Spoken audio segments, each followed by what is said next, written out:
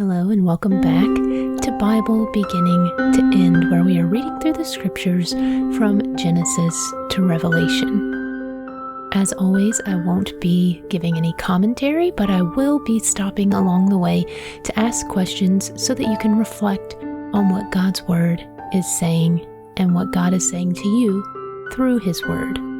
One thing I want you guys to know about before we get started with today's episode is that I have set up a type of newsletter that you can subscribe to so that you can get notified when I post a new episode.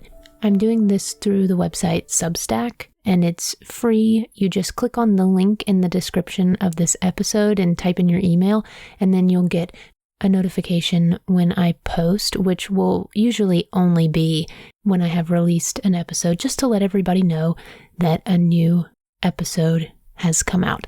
So if you're interested in getting updates like that, you can click the link in the description of this episode or go to BibleBeginningToEndPodcast.substack.com and you can sign up for the notifications there. Also, I want to take a minute just to say thank you to each of you who listen to the podcast. Just by listening, you are a huge support. Everyone who emails and shares their stories with me, I love reading them. I don't get to respond to everyone, but I do see the emails, and I'm so grateful for everyone who listens, who contributes, who is a part of this really amazing community. So thank you for everything and your support throughout this process. Okay, now that that's all taken care of, today we're going to start a new book. We're going to start 2 Kings, and it's continuing the story of 1 Kings, where we're learning about all the rulers throughout Israel and Judah and the things that happened to them during that time. And in 2 Kings, today we're going to read through chapters 1 until chapter 17, which is known as a time called the divided monarchy. So I encourage you to relax, take a deep breath, and get ready as we dive in to 2 Kings chapter 1, which starts with a section called Elijah Confronts King Ahaziah. Chapter 1, verse 1. After King Ahab's death, the land of Moab rebelled against Israel. One day, Israel's new king Ahaziah fell through the latticework of an upper room at his palace in Samaria and was seriously injured. So he sent messengers to the temple of Baal-zebub, the god of Ekron, to ask whether he would recover. But the angel of the Lord told Elijah, who was from Tishbe, "Go and confront the messengers of the king of Samaria and ask them, 'Is there no God in Israel? Why are you going to Baal-zebub, the god of Ekron, to ask whether the king will recover? Now, therefore, this is what the Lord says. You will never leave the bed you are lying on. You will surely die.'" So Elijah went to deliver the message. Okay, so pause there. Why does Elijah need to deliver a message to King Ahaziah? What is Ahaziah doing wrong that needs correction, that needs this message sent to him? Verse 5, when the messengers returned to the king, he asked them, "Why have you returned so soon?" They replied, "A man came up to us and told us to go back to the king and give him this message. This is what the Lord says. Is there no God in Israel? Why are you sending men to Baal-zebub, the god of Ekron, to ask whether you will recover? Therefore, because you have done this, you will never leave the bed you are lying on. You will surely die." "What sort of man was he?" the king demanded. "What did he look like?" They replied, "He was a hairy man, and he wore a leather belt around his waist." "Elijah from Tishbe," the king exclaimed. Then he sent an army captain with 50 soldiers to arrest him. They found him sitting on top of a hill. The captain said to him, "Man of God, the king has commanded you to come down with us." But Elijah replied to the captain, "If I am a man of God, let fire come down from heaven and destroy you and your 50 men." Then fire fell from heaven and killed them all. So the king sent another captain with 50 men. The captain said to him, "Man of God, the king demands that you come down at once." Elijah replied, "If I am a man of God, let fire come down from heaven and destroy you and your 50 men." And again, the fire of God fell from heaven and killed them all. Once more, the king sent a third captain with 50 men. But this time, the captain went up the hill and fell to his knees before Elijah. He pleaded with him, "Oh, man of God, please spare my life and the lives of these your 50 servants. See how the fire from heaven came down and destroyed the first 2 groups. But now, please, spare my life." Then the angel of the Lord said to Elijah, "Go down with him, and don't be afraid of him." So Elijah got up and went with him to the king. Okay, so pause there. What do we learn about Elijah in this instance? What do we learn about his faith and how strongly he believes in God? And what do we learn about Ahaziah? Why do you think he sent 3 different groups of men? Why do you think he didn't believe the first time that Elijah was a man of God? Verse 16, and Elijah said to the king, "This is what the Lord says. Why did you send messengers to Baal-zebub, the god of Ekron, to ask whether you will recover? Is there no God in Israel to answer your question? Therefore, because you have done this, you will never leave the bed you are lying on. You will surely die." So Ahaziah died, just as the Lord had promised through Elijah. Since Ahaziah did not have a son to succeed him, his brother Joram became the next king. This took place in the 2nd year of the reign of Jehoram, son of Jehoshaphat, king of Judah. The rest of the events in Ahaziah's reign and everything he did are recorded in the book of the history of the kings of Israel. Okay, so pause there. What do you think about all these kings? Will we see another king who actually shows love for God? Or will we continue to see kings who fall away from God and worship other gods? What do you think is going to happen? Okay, so now we can start chapter 2, 2 Kings chapter 2, which begins with a section called Elijah Taken into Heaven. Chapter 2, verse 1. When the Lord was about to take Elijah up to heaven in a whirlwind, Elijah and Elisha were traveling from Gilgal. And Elijah said to Elisha, "Stay here, for the Lord has told me to go to Bethel." But Elisha replied, "As surely as the Lord lives and you yourself live, I will never leave you." So they went down together to Bethel. Okay, so pause there. I want you to think about the relationship between Elijah and Elisha. Who are they? How do they know each other? And what kind of relationship do they have? Have you ever had such a deep relationship with someone where you would say, "As surely as the Lord lives and you live, I will never leave you"? What kind of bond did they have? And how should we be treating each other? How does that give us a picture of how God loves us and how we should love each other? Verse 3. The group of prophets from Bethel came to Elisha and asked him, "Did you know that the Lord is going to take your master away from you today?" "Of course I know," Elisha answered, "but be quiet about it." Then Elijah said to Elisha, "Stay here, for the Lord has called me to Jericho." But Elisha replied again, "As surely as the Lord lives and you yourself live, I will never leave you."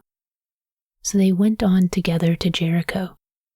Then the group of prophets from Jericho came to Elisha and asked him, "Did you know that the Lord is going to take your master away from you today?" "Of course I know," Elisha answered, "but be quiet about it." Then Elijah said to Elisha, "Stay here, for the Lord has told me to go to the Jordan River."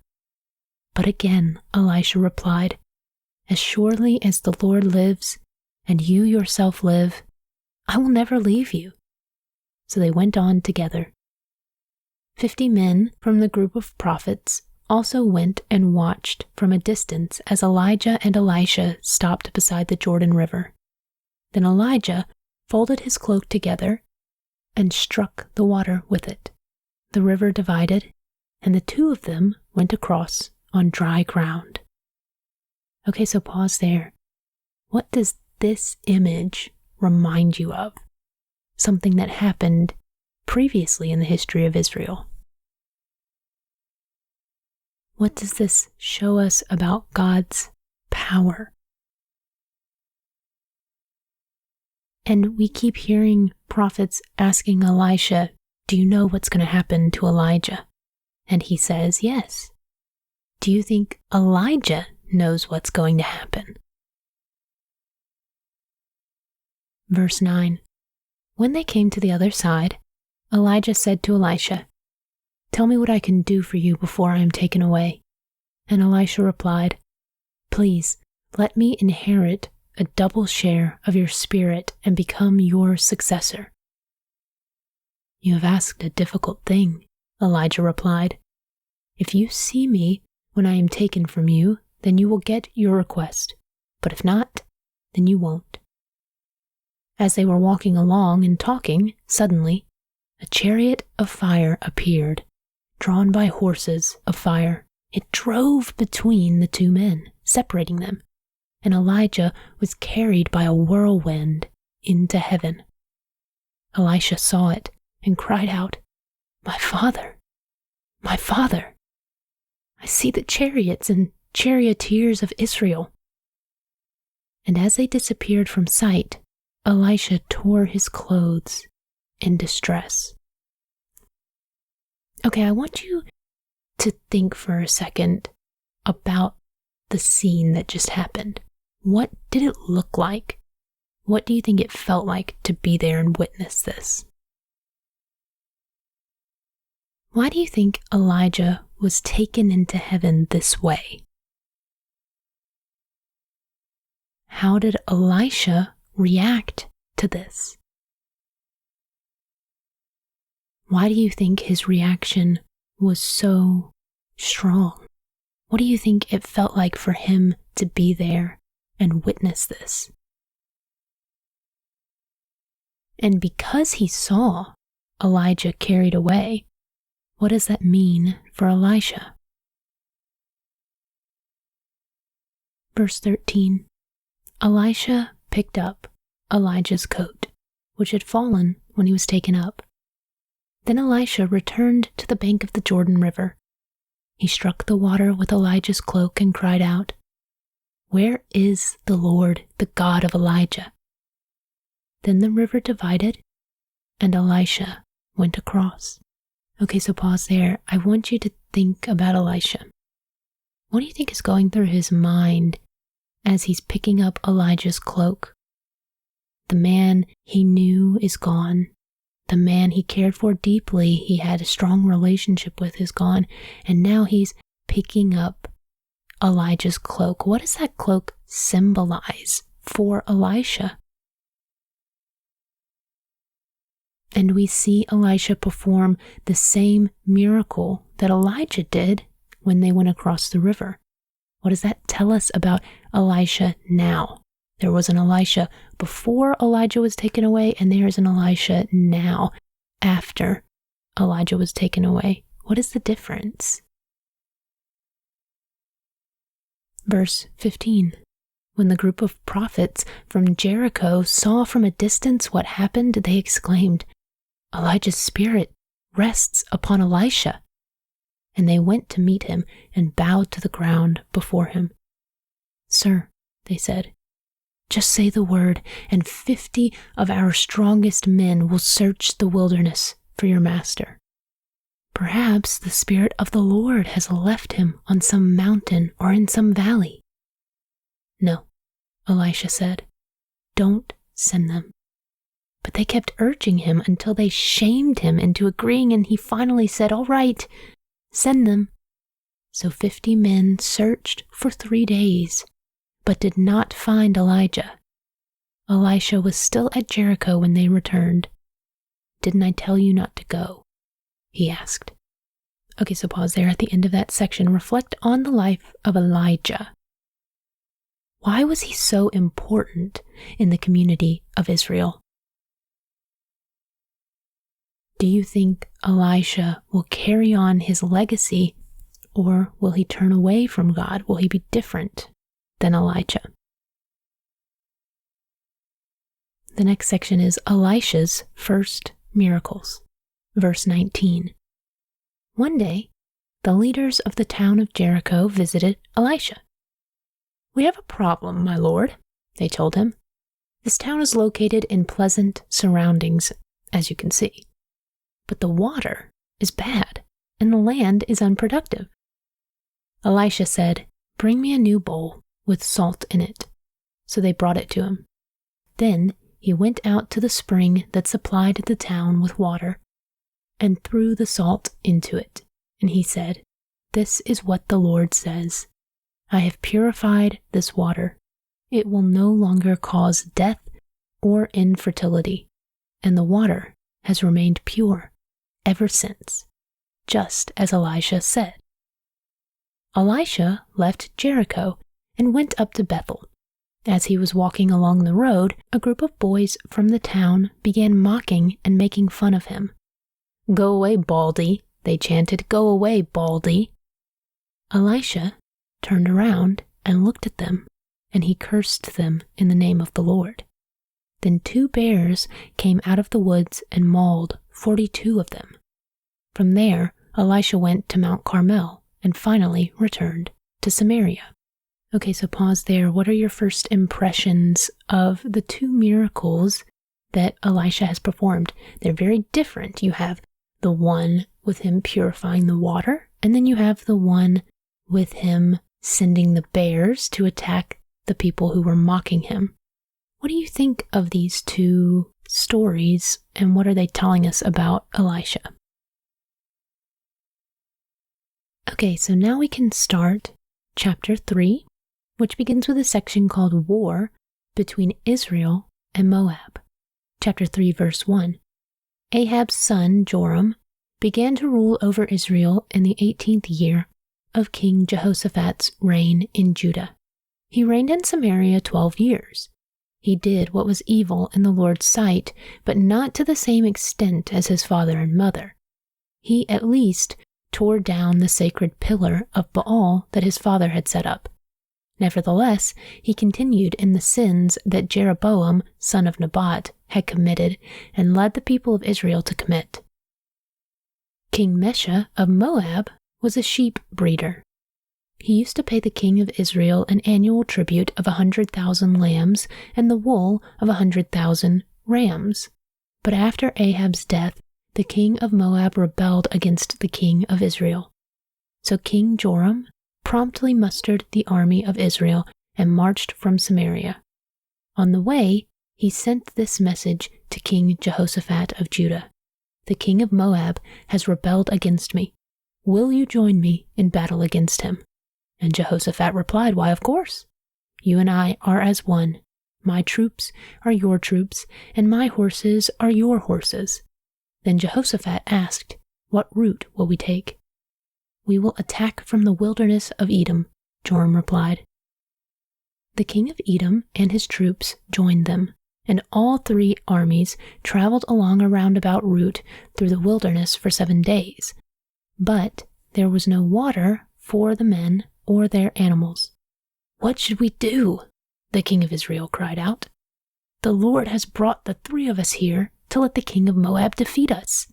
But King Jehoshaphat of Judah asked, "Is there no prophet of the Lord with us? If there is, we can ask the Lord what to do through him." One of King Joram's officers replied, "Elisha, son of Shaphat, is here. He used to be Elijah's personal assistant." Jehoshaphat said, "Yes, the Lord speaks through him." So the king of Israel, King Jehoshaphat of Judah, and the king of Edom went to consult with Elisha. "Why are you coming to me?"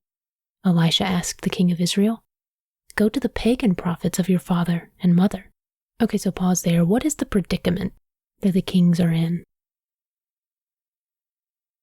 And what information are they trying to seek through Elisha? But Elisha has an interesting response. Why do you think Elisha responds this way? He doesn't answer their question. He tells them to go to the pagan prophets. Why do you think that is? The rest of verse 13. But King Joram of Israel said, "No, for it was the Lord who called us 3 kings here, only to be defeated by the king of Moab." Elisha replied, "As surely as the Lord Almighty lives, whom I serve, I wouldn't even bother with you, except for my respect for King Jehoshaphat of Judah. Now bring me someone who can play the harp." Okay, pause there. Again, Elisha has kind of an interesting response. Why do you think he responds this way? And then why do you think he asks for a harp? Okay, the rest of verse 15. While the harp was being played, the power of the Lord came upon Elisha, and he said, "This is what the Lord says. This dry valley will be filled with pools of water. You will see neither wind nor rain, says the Lord, but this valley will be filled with water. You will have plenty for yourselves and your cattle and other animals. But this is only a simple thing for the Lord, for he will make you victorious over the army of Moab. You will conquer the best of their towns, even the fortified ones. You will cut down all their good trees, stop up all their springs, and ruin their good land with stones." Okay, so pause there. How did Elisha answer the kings? How do you see God working through Elisha? Verse 20. The next day, at about the time when the morning sacrifice was offered, water suddenly appeared. It was flowing from the direction of Edom, and soon there was water everywhere. Meanwhile, when the people of Moab heard about the 3 armies marching against them, they mobilized every man who was old enough to strap on a sword, and they stationed themselves along their border. But when they got up the next morning, the sun was shining across the water, making it appear red to the Moabites, like blood. "It's blood," the Moabites exclaimed. "The 3 armies must have attacked and killed each other. Let's go, men of Moab, and collect the plunder." But when the Moabites arrived at the Israelite camp, the army of Israel rushed out and attacked them until they turned and ran. The army of Israel chased them into the land of Moab, destroying everything as they went. They destroyed the towns, covered their good land with stones, stopped up all the springs, and cut down all the good trees. Finally, only Kir-Hareseth and its stone walls were left, but men with slings surrounded and attacked it. When the king of Moab saw that he was losing the battle, he led 700 of his swordsmen in a desperate attempt to break through the enemy lines near the king of Edom, but they failed. Then the king of Moab took his oldest son, who would have been the next king, and sacrificed him as a burnt offering on the wall. So there was great anger against Israel, and the Israelites withdrew and returned to their own land. Okay, so pause there. Did Elisha's prophecy come true? What does that tell us about Elisha and his relationship with God and how God works? Okay, so now we can start the next chapter, which is 2 Kings chapter 4. This begins with a section called Elisha Helps a Poor Widow. Chapter 4, verse 1. One day, the widow of a member of the group of prophets came to Elisha and cried out, "My husband who served you is dead, and you know how he feared the Lord. But now a creditor has come threatening to take my 2 sons as slaves. What can I do to help you?" Elisha asked. "Tell me, what do you have in the house?" "Nothing at all except a flask of olive oil," she replied. And Elisha said, "Borrow as many empty jars as you can from your friends and neighbors. Then go into your house with your sons and shut the door behind you. Pour olive oil from your flask into the jars, setting each one aside when it is filled." So she did as she was told. Her sons kept bringing jars to her, and she filled one after another. Soon every container was full to the brim. "Bring me another jar," she said to one of her sons. "There aren't any more," he told her, and then the olive oil stopped flowing. When she told the man of God what had happened, he said to her, "Now sell the olive oil and pay your debts, and you and your sons can live on what is left over." Okay, so pause there. How did Elisha help this woman in need? And why do you think he asked her to go fill all these olive oil jars before telling her what the ultimate plan was? Why did he wait until the end to tell her what to do with the olive oil and how she would be able to pay off her debts? The next section is Elisha and the woman from Shunem. Verse 8. One day Elisha went to the town of Shunem. A wealthy woman lived there, and she urged him to come to her home for a meal. After that, whenever he passed that way, he would stop there for something to eat. She said to her husband, "I'm sure this man who stops in from time to time is a holy man of God. Let's build a small room for him on the roof and furnish it with a bed, a table, a chair, and a lamp. Then he will have a place to stay whenever he comes by."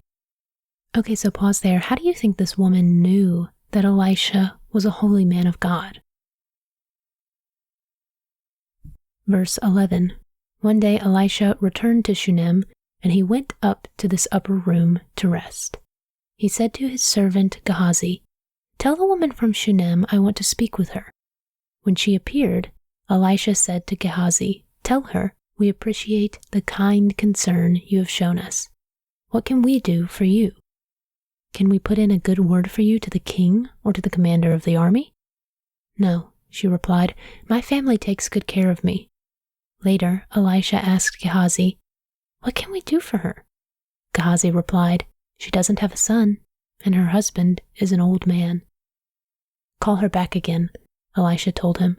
When the woman returned, Elisha said to her as she stood in the doorway, "Next year, at this time, you will be holding a son in your arms." "No, my lord," she cried. "Oh, man of God, don't deceive me and get my hopes up like that." But sure enough, the woman soon became pregnant. And at that time the following year, she had a son just as Elisha had said. One day, when her child was older, he went out to help his father, who was working with the harvesters. Suddenly he cried out, "My head hurts! My head hurts!" His father said to one of the servants, "Carry him home to his mother." So the servant took him home, and his mother held him on her lap. But around noontime, he died. She carried him up and laid him on the bed of the man of God, then shut the door and left him there. She sent a message to her husband, "Send one of the servants and a donkey so that I can hurry to the man of God and come right back." "Why go today?" he asked. "It is neither a new moon festival nor a Sabbath." But she said, "It will be all right." So she saddled the donkey and said to the servant, "Hurry, don't slow down until I tell you to." As she approached the man of God at Mount Carmel, Elisha saw her in distress. He said to Gehazi, "Look, the woman from Shunem is coming. Run out to meet her and ask her, 'Is everything all right with you, your husband, and your child?'" "Yes," the woman told Gehazi, "everything is fine." But when she came to the man of God at the mountain, she fell to the ground before him and caught hold of his feet.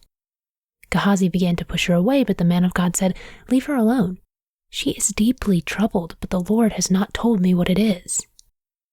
Then she said, "Did I ask you for a son, my lord? And didn't I say, 'Don't deceive me and get my hopes up'?" Then Elisha said to Gehazi, "Get ready to travel. Take my staff and go. Don't talk to anyone along the way. Go quickly and lay the staff on the child's face." But the boy's mother said, "As surely as the Lord lives and you yourself live, I won't go home unless you go with me." So Elisha returned with her. Okay, so pause there. First of all, the question I have that you might have as well, why would God bless this woman with a child only to have him die? And then why do you think when she gets to Elisha, he doesn't know what's going on? He doesn't know that her son has died. Why do you think he says, "The Lord hasn't told me yet what's going on"? And then Elisha tells Gehazi to go with the staff to save her son, but she says that she wants Elisha to come with them. Why do you think she wants Elisha to come himself? Verse 31. Gehazi hurried on ahead and laid the staff on the child's face, but nothing happened. There was no sign of life. He returned to meet Elisha and told him, "The child is dead." When Elisha arrived, the child was indeed dead, lying there on the prophet's bed. He went in alone and shut the door behind him and prayed to the Lord. Then he lay down on the child's body, placing his mouth on the child's mouth, his eyes on the child's eyes, and his hands on the child's hands. Then as he stretched out on him, the child's body began to grow warm again. Elisha got up, walked back and forth across the room once, and then stretched himself out again on the child. This time the boy sneezed 7 times and opened his eyes. Then Elisha summoned Gehazi. "Call the child's mother," he said. And when she came in, Elisha said, "Here, take your son." She fell at his feet and bowed before him, overwhelmed with gratitude. Then she took her son in her arms and carried him downstairs. Okay, so pause there. Why do you think God chose to save this child? This is not the only time someone is brought back from the dead in the Bible. This isn't even the first time we've seen something like this happen. We saw this happen with Elijah in 1 Kings 17, and this won't be the last. There will be a few instances of people being raised from the dead. So why do you think God chose this boy to be raised from the dead? What do we learn about God's power? And what do we learn about the prophets and how God used them in the Old Testament and throughout the Bible from this passage and this story? The next section is miracles during a famine, verse 38.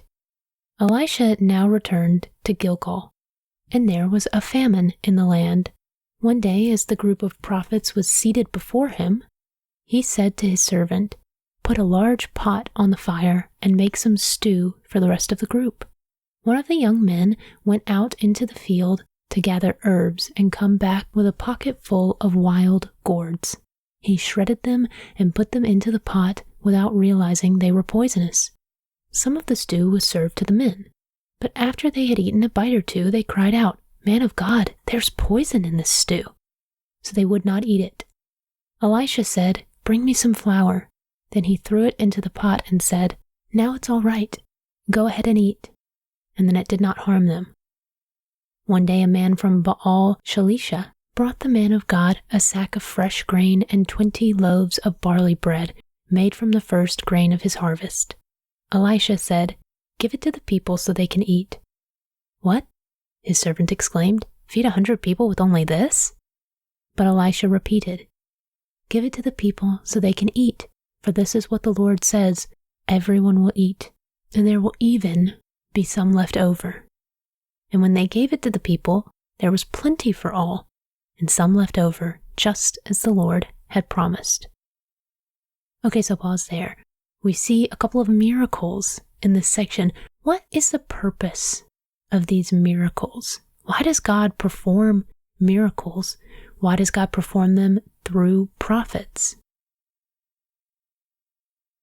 How do we see God providing in this section? And how do we see Elisha showing his trust in God? Okay, so now we can start 2 Kings chapter 5, which begins with a section called the healing of Naaman. Chapter 5, verse 1. The king of Aram had great admiration for Naaman, the commander of his army, because through him the Lord had given Aram great victories.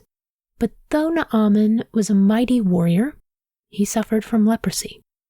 At this time, Aramean raiders had invaded the land of Israel, and among their captives was a young girl who had been given to Naaman's wife as a maid. One day, the girl said to her mistress, "I wish my master would go to see the prophet in Samaria. He would heal him of his leprosy." So Naaman told the king what the young girl from Israel had said. "Go and visit the prophet," the king of Aram told him. "I will send a letter of introduction for you to take to the king of Israel." So Naaman started out, carrying his gifts, 750 pounds of silver, 150 pounds of gold, and 10 sets of clothing. The letter to the king of Israel said, "With this letter, I present my servant Naaman. I want you to heal him of his leprosy." When the king of Israel read the letter, he tore his clothes in dismay and said, "Am I God, that I can give life and take it away? Why is this man asking me to heal someone of leprosy? I can see that he's just trying to pick a fight with me." Okay, so pause there. Why is Naaman traveling to the king of Israel? Why do you think the king of Israel reacts this way? What does that show us about his faith? Verse 8. But when Elisha, the man of God, heard that the king of Israel had torn his clothes in dismay, he sent this message to him. "Why are you so upset? Send Naaman to me, and he will learn that there is a true prophet here in Israel." So Naaman went with his horses and chariots and waited at the door of Elisha's house. But Elisha sent a messenger out to him with this message, "Go and wash yourself 7 times in the Jordan River. Then your skin will be restored and you will be healed of leprosy." But Naaman became angry and stalked away. "I thought he would certainly come out to meet me," he said. "I expected him to wave his hand over the leprosy and call on the name of the Lord his God and heal me. Aren't the rivers of Damascus, the Abana, and the Pharpar better than any of the rivers in Israel? Why shouldn't I wash in them and be healed?" So Naaman turned and went away in a rage. Okay, so pause there. Why do you think Naaman reacted in this way? He's traveled all this way to specifically see this prophet. And when he gets there, Elisha tells him what to do, and he becomes angry. Why is he angry? What does this tell us about who Naaman is and his spirit? Or do you have empathy for Naaman? Do you understand where he's coming from? He goes all this way, and he has these expectations, and when he gets there, it's different than what he expected. Have you ever had an experience where you're really excited about something, you're hopeful for something, and you get there and it's not what you expected? What was your reaction? How did you feel in that moment? Verse 13. But his officers tried to reason with him and said, "Sir, if the prophet had told you to do something very difficult, wouldn't you have done it? So you should certainly obey him when he says simply, 'Go and wash and be cured.'" So Naaman went down to the Jordan River and dipped himself 7 times, as the man of God had instructed him, and his skin became as healthy as the skin of a young child, and he was healed. Okay, so pause there. Who convinced Naaman to finally go in the water and be healed? What does that show us about the importance of having wise people around us? And something that really stuck out to me in that passage was his officers said, "If he'd asked you to do something very difficult, wouldn't you have done it? So isn't it that much easier to do something so simple as go wash in the river?" And it made me think about faith in general. You know, these officers knew that Elisha was a strong man of God and that he was trustworthy. But Naaman wanted to make what he said really complicated instead of just listening and doing. And Sometimes I think about that with our own faith. It's simple if you really think about it. Believe in God and go build a relationship with Him. But we like to make it really complicated sometimes. And so I would ask you the same question. If God asked you to do something difficult, would you do it? So you should certainly obey Him when He says to simply trust me. That's just something that I hope encourages you, that if we see God as this trustworthy God of all creation, then how does that change the way we view the call of follow me, believe in me? Verse 15. Then Naaman and his entire party went back to the man of God. They stood before him, and Naaman said, "Now I know there is no God in all the world except in Israel. So please accept a gift from your servant." But Elisha replied, "As surely as the Lord lives, whom I serve, I will not accept any gifts." And though Naaman urged him to take the gift, Elisha refused. Then Naaman said, "All right, but please allow me to load 2 of my mules with earth from this place, and I will take it back home with me. From now on, I will never again offer burnt offerings or sacrifices to any other god except the Lord. However, may the Lord pardon me in this one thing. When my master the king goes into the temple of the god Rimmon to worship there and leans on my army, may the Lord pardon me when I bow to." "Go in peace," Elisha said. So Naaman started home again. Okay, so pause there. How did this experience impact Naaman? How did it change his life? This is an example of someone's conversion, someone experiencing God for the first time. Have you had an experience like that? What was it like before you knew God, and when you realized, oh, God is real, and this is real, and what I'm feeling is real? What was that aha moment like for you? And if you haven't had an aha moment like that, that's okay. I know a lot of people here are getting back into the Word, or they're just beginning to learn about God, or you're here because you're curious about God. You may not believe in God. So you can also reflect on what you've learned so far, what you think about it, what God might be telling you today about His Word. Okay, so the next section is the greed of Gehazi. But Gehazi, the servant of Elisha, the man of God, said to himself, "My master should not have let this Aramean get away without accepting any of his gifts. As surely as the Lord lives, I will chase after him and get something from him." So Gehazi set off after Naaman. When Naaman saw Gehazi running after him, he climbed down from his chariot and went to meet him. "Is everything all right?" Naaman asked. "Yes," Gehazi said, "but my master has sent me to tell you that 2 young prophets from the hill country of Ephraim have just arrived.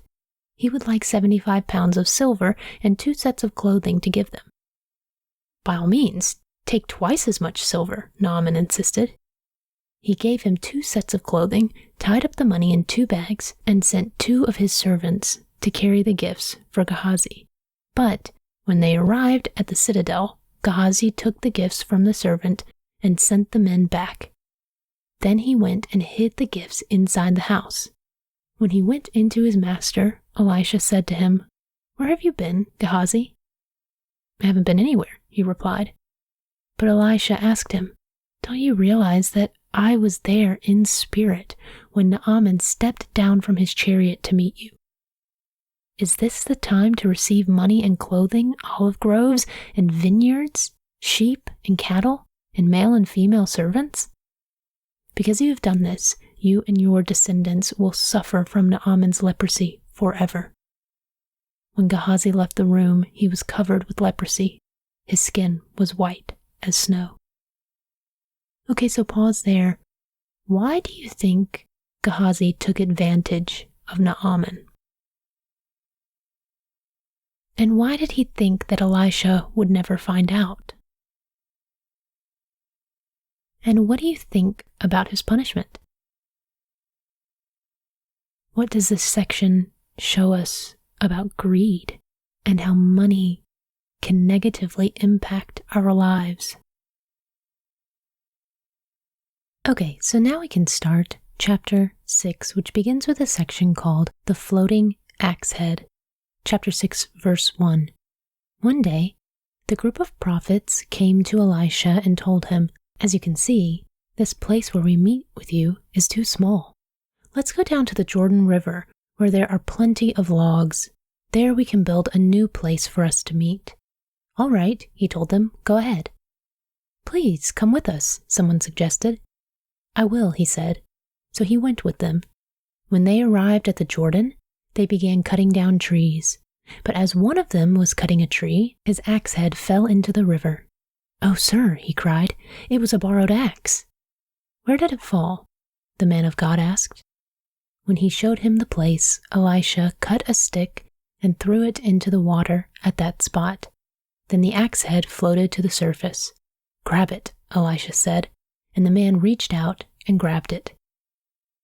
The next section is Elisha traps the Arameans. Verse 8. When the king of Aram was at war with Israel, he would confer with his officers and say, "We will mobilize our forces at such and such a place." But immediately, Elisha, the man of God, would warn the king of Israel, "Do not go near that place, for the Arameans are planning to mobilize their troops there." So the king of Israel would send word to the place indicated by the man of God. Time and again, Elisha warned the king so that he would be on alert there. The king of Aram became very upset over this. He called his officers together and demanded, "Which of you is the traitor? Who has been informing the king of Israel of my plans?" "It's not us, my lord, the king," one of the officers replied.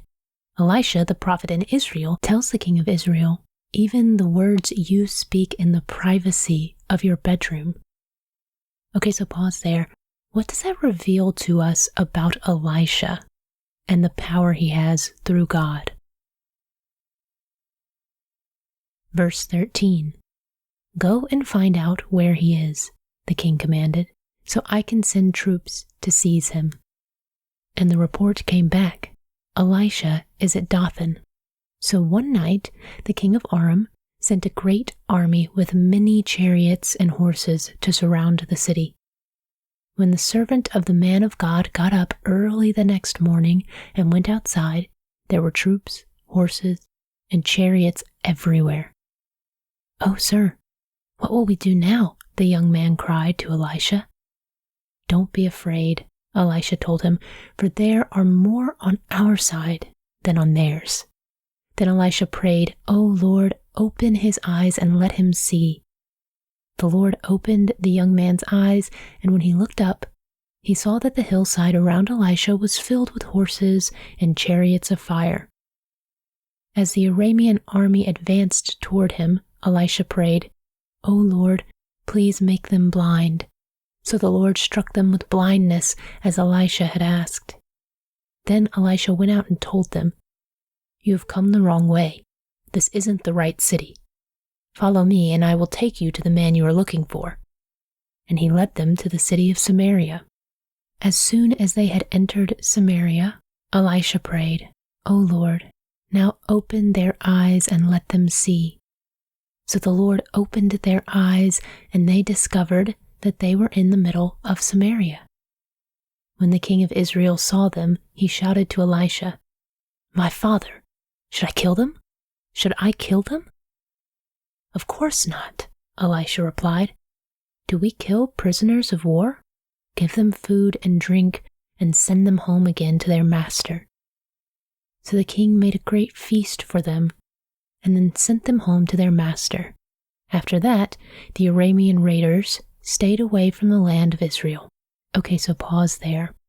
How did Elisha rely on God to bring victory against the Arameans? How can we rely on God in our day-to-day lives in ways that we may not even think are possible or ways that we forget to do. The next section is Ben-Hadad besieges Samaria, verse 24.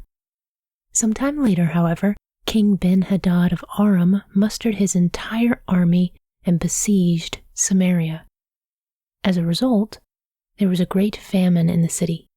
The siege lasted so long that a donkey's head sold for 80 pieces of silver, and a cup of dove's dung sold for 5 pieces of silver. Okay, so pause there. What do those prices mean? What do they tell us about the state of the society at this time after the siege? Verse 26.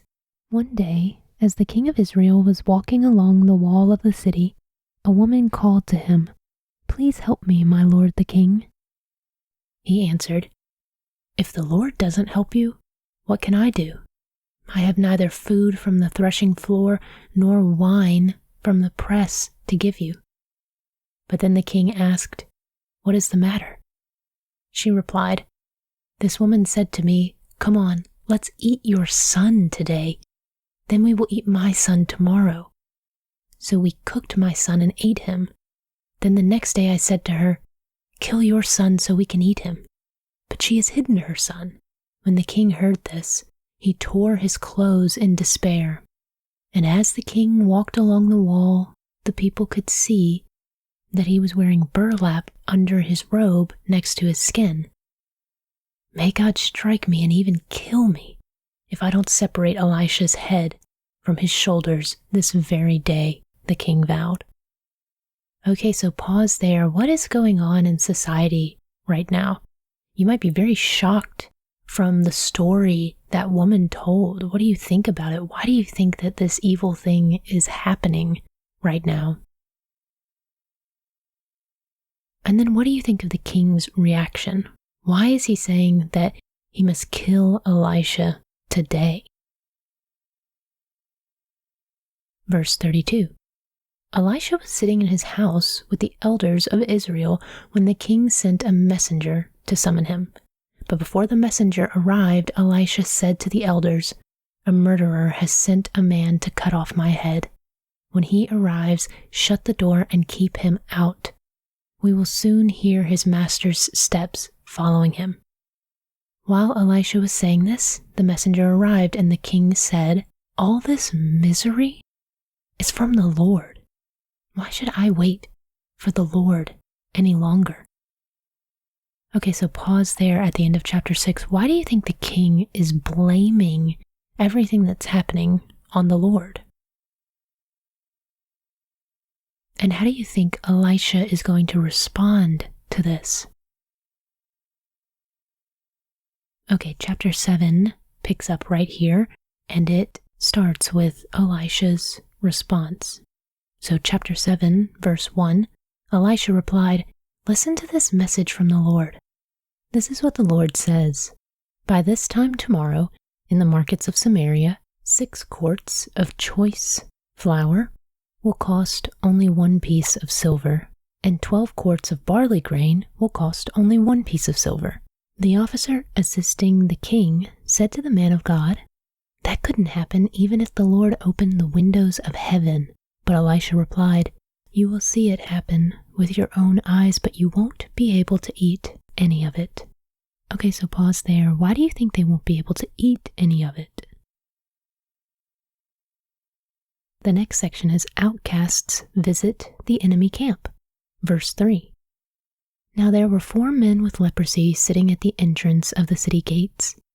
"Why should we sit here waiting to die?" they asked each other. "We will starve if we stay here, but with the famine in the city, we will starve if we go back there. So we might as well go out and surrender to the Aramean army. If they let us live, so much the better, but if they kill us, we would have died anyway." So at twilight, they set out for the camp of the Arameans. But when they came to the edge of the camp, no one was there. For the Lord had caused the Aramean army to hear the clatter of speeding chariots and the galloping of horses, and the sounds of a great army approaching. "The king of Israel has hired the Hittites and the Egyptians to attack us," they cried to one another. So they panicked and ran into the night, abandoning their tents, horses, donkeys, and everything else as they fled for their lives. When the man with leprosy arrived at the edge of the camp, they went into one tent after another, eating and drinking wine, and they carried off silver and gold and clothing and hid it. Finally, they said to each other, "This is not right. This is a day of good news, and we aren't sharing it with anyone. If we wait until morning, some calamity will certainly fall upon us. Come on, let's go back and tell the people at the palace." So they went back to the city and told the gatekeepers what had happened. "We went out to the Aramean camp," they said, "and no one was there. The horses and donkeys were tethered and the tents were all in order, but there wasn't a single person around." Then the gatekeepers shouted the news to the people in the palace. Okay, so pause there. Why is it significant that the Aramean camp is empty? What does this mean for Israel? And how did God have a hand in drawing the Arameans away from their camp? The next section is Israel plunders the camp, verse 12. "The king got out of bed in the middle of the night and told his officers, 'I know what has happened. The Arameans know we are starving, so they have left their camp and have hidden in the fields. They are expecting us to leave the city, and then they will take us alive and capture the city.' One of the officers replied, 'We had better send out scouts to check into this. Let them take 5 of the remaining horses. If something happens to them, it will be no worse than if they stay here and die with the rest of us.' So 2 chariots with horses were prepared, and the king sent scouts to see what had happened to the Aramean army. They went all the way to the Jordan River, following a trail of clothing and equipment that the Arameans had thrown away in their mad rush to escape. The scouts returned and told the king about it. Then the people of Samaria rushed out and plundered the Aramean camp. So it was true that 6 quarts of choice flour were sold that day for 1 piece of silver, and 12 quarts of barley grain were sold for 1 piece of silver, just as the Lord had promised. Okay, so pause there. Why is it significant that these things were sold for 1 piece of silver? What are they referring to? What promise from God are they talking about? Verse 17, "The king appointed his officer to control the traffic at the gate, but he was knocked down and trampled to death as the people rushed out." So everything happened exactly as the man of God had predicted when the king came to his house. The man of God had said to the king, "By this time tomorrow, in the markets of Samaria, 6 quarts of choice flour will cost 1 piece of silver, and 12 quarts of barley grain will cost 1 piece of silver."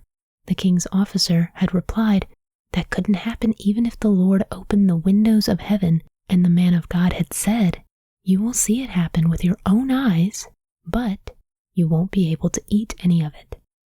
And so it was, for the people trampled him to death at the gate. Okay, so pause there. What does this story reveal to us about Elisha? And why do you think they include the conversation he had with the officer again? Because we have it earlier in the chapter, and then here at the end, they repeat everything word for word. Why do you think they have that repetition? And then what does this story teach us about God as the provider? How does it show God providing for Israel? How does God provide for us in our daily lives? Okay, so now we can start chapter 8, which begins with a section called "The Woman from Shunem Returns Home." Chapter 8, verse 1. Elisha had told the woman whose son he had brought back to life, "Take your family and move to some other place, for the Lord has called for a famine on Israel that will last for 7 years." So the woman did as the man of God instructed. she took her family and settled in the land of the Philistines for 7 years. After the famine ended, she returned from the land of the Philistines, and she went to see the king about getting back her house and land. As she came in, the king was talking with Gehazi, the servant of the man of God. The king had just said, "Tell me some stories about the great things Elisha has done." And Gehazi was telling the king about the time Elisha had brought a boy back to life. At that very moment, the mother of the boy walked in to make her appeal to the king about her house and land. "Look, my lord the king," Gehazi exclaimed, "here's the woman now, and this is her son, the very one Elisha brought back to life. Is this true?" The king asked her, and she told him the story. So he directed one of his officials to see that everything she had lost was restored to her, including the value of any crops that had been harvested during her absence. Okay, so pause there. Why do you think they include this story that's a little follow-up about the woman from Shunem and her son? Does this give us any more insight into who Elisha is and the work God did through him? The next section is Hazael murders Ben-Hadad. Verse 7. Elisha went to Damascus, the capital of Aram, where King Ben-Hadad lay sick. When someone told the king that the man of God had come, the king said to Hazael, "Take a gift to the man of God, then tell him to ask the Lord, 'Will I recover from this illness?'" So Hazael loaded down 40 camels with the finest products of Damascus as a gift for Elisha. He went to him and said, "Your servant Ben-Hadad, the king of Aram, has sent me to ask, 'Will I recover from this illness?'"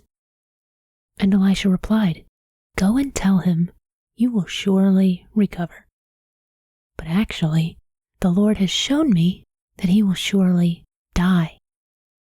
Okay, so pause there. Why do you think Elisha told Hazael to tell the king that he would recover from the illness when Elisha knew that the king would die?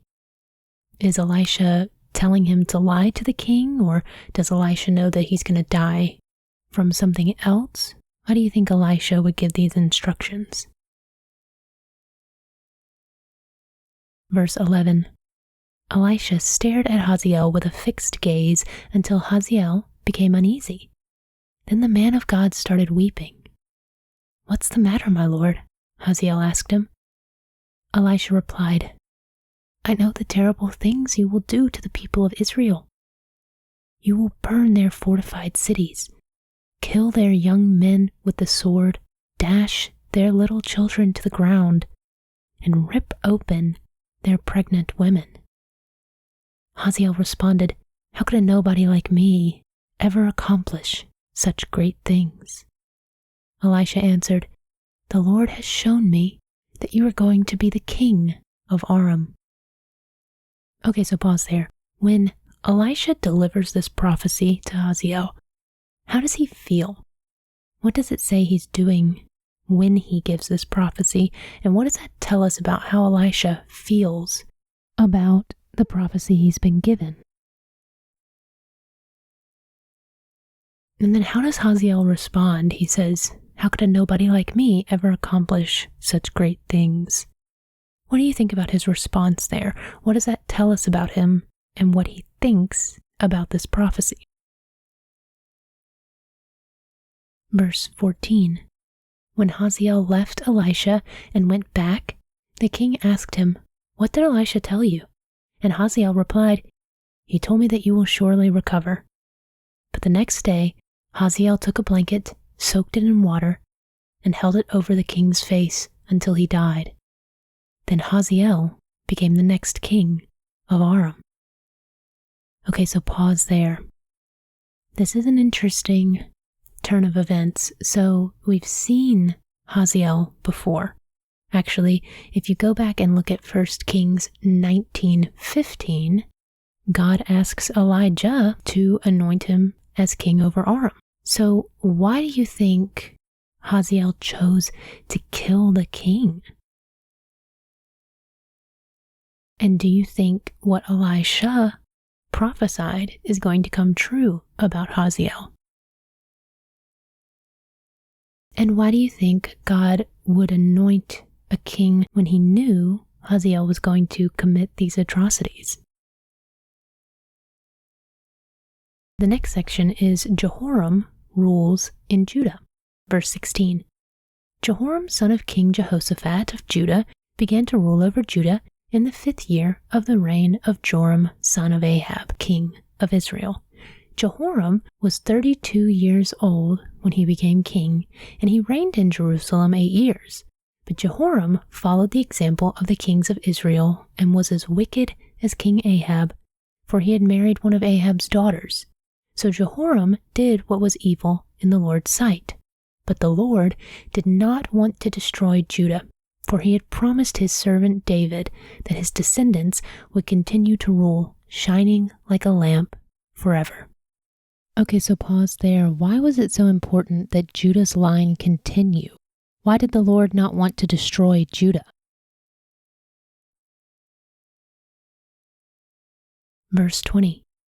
During Jehoram's reign, the Edomites revolted against Judah and crowned their own king. So Jehoram went with all his chariots to attack the town of Zair. The Edomites surrounded him and his chariot commanders, but he went out at night and attacked them under cover of darkness. But Jehoram's army deserted him and fled to their homes. So Edom has been independent from Judah to this day. The town of Libnah also revolted about that same time. The rest of the events in Jehoram's reign and everything he did are recorded in the book of the history of the kings of Judah. When Jehoram died, he was buried with his ancestors in the city of David. Then his son Ahaziah became the next king. Okay, so pause there. Do you think there will be any more kings who actually stay true to God? Or will we continue to see this line of kings who fall away from God and do things that God does not approve of?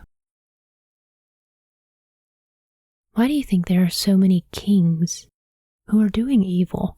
So many kings who have fallen away from God? And when they do finally meet Jesus in the New Testament, the true King of Israel, the perfect King, how do you think they will feel once they see what a true king should be like? Okay, so the next section is Ahaziah rules in Judah. Verse 25. Ahaziah, son of Jehoram, began to rule over Judah in the 12th year of the reign of Joram, son of Ahab, king of Israel.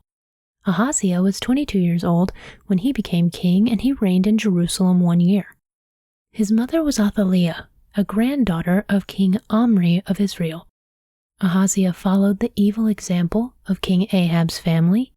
He did what was evil in the Lord's sight, just as Ahab's family had done, for he was related by marriage to the family of Ahab. Ahaziah joined Joram, son of Ahab, in his war against King Hazael of Aram at Ramoth Gilead. When the Arameans wounded King Joram in the battle, he returned to Jezreel to recover from the wounds he had received at Ramoth. Because Joram was wounded, King Ahaziah of Judah went to Jezreel to visit him. Okay, so now we can start chapter 9, 2 Kings chapter 9, which begins with a section called Jehu, anointed king of Israel. Chapter 9, verse 1. Meanwhile, Elisha the prophet had summoned a member of the group of prophets. "Get ready to travel," he told him, "and take this flask of olive oil with you. Go to Ramoth Gilead and find Jehu son of Jehoshaphat, son of Nimshi. Call him into a private room away from his friends and pour the oil over his head. Say to him, 'This is what the Lord says. I anoint you to be the king over Israel.' Then open the door and run for your life." Okay, so pause there. That's a very interesting set of instructions. Of course, we have the anointing of a king, pretty straightforward. But then Elisha says to the young prophet, "Run for your life." Why do you think he gives him that instruction at the end? You might look back at 1 Kings 19 again, verses 16 to 18, and it might give you a little insight into why Elisha would say this to him. Verse 4. So the young prophet did as he was told and went to Ramoth Gilead. When he arrived there, he found Jehu sitting around with the other army officers. I have a message for you, Commander, he said. For which one of us? Jehu asked. For you, Commander, he replied. So Jehu left the others and went into the house. Then the young prophet poured the olive oil over Jehu's head and said, This is what the Lord, the God of Israel, says. I anoint you king over the Lord's people, Israel. You are to destroy the family of Ahab, your master. In this way, I will avenge the murder of my prophets and all the Lord's servants who were killed by Jezebel. The entire family of Ahab must be wiped out. I will destroy every one of his male descendants, slave and free alike, anywhere in Israel.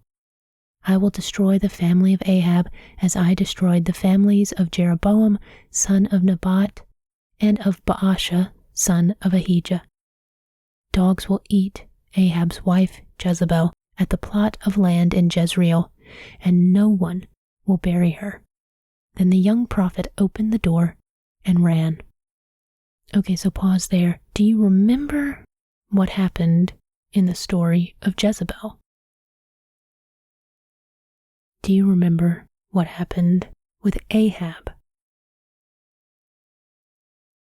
Why does the prophet give Jehu these specific instructions? Is this fulfilling a prophecy that was delivered in 1 Kings? Verse 11.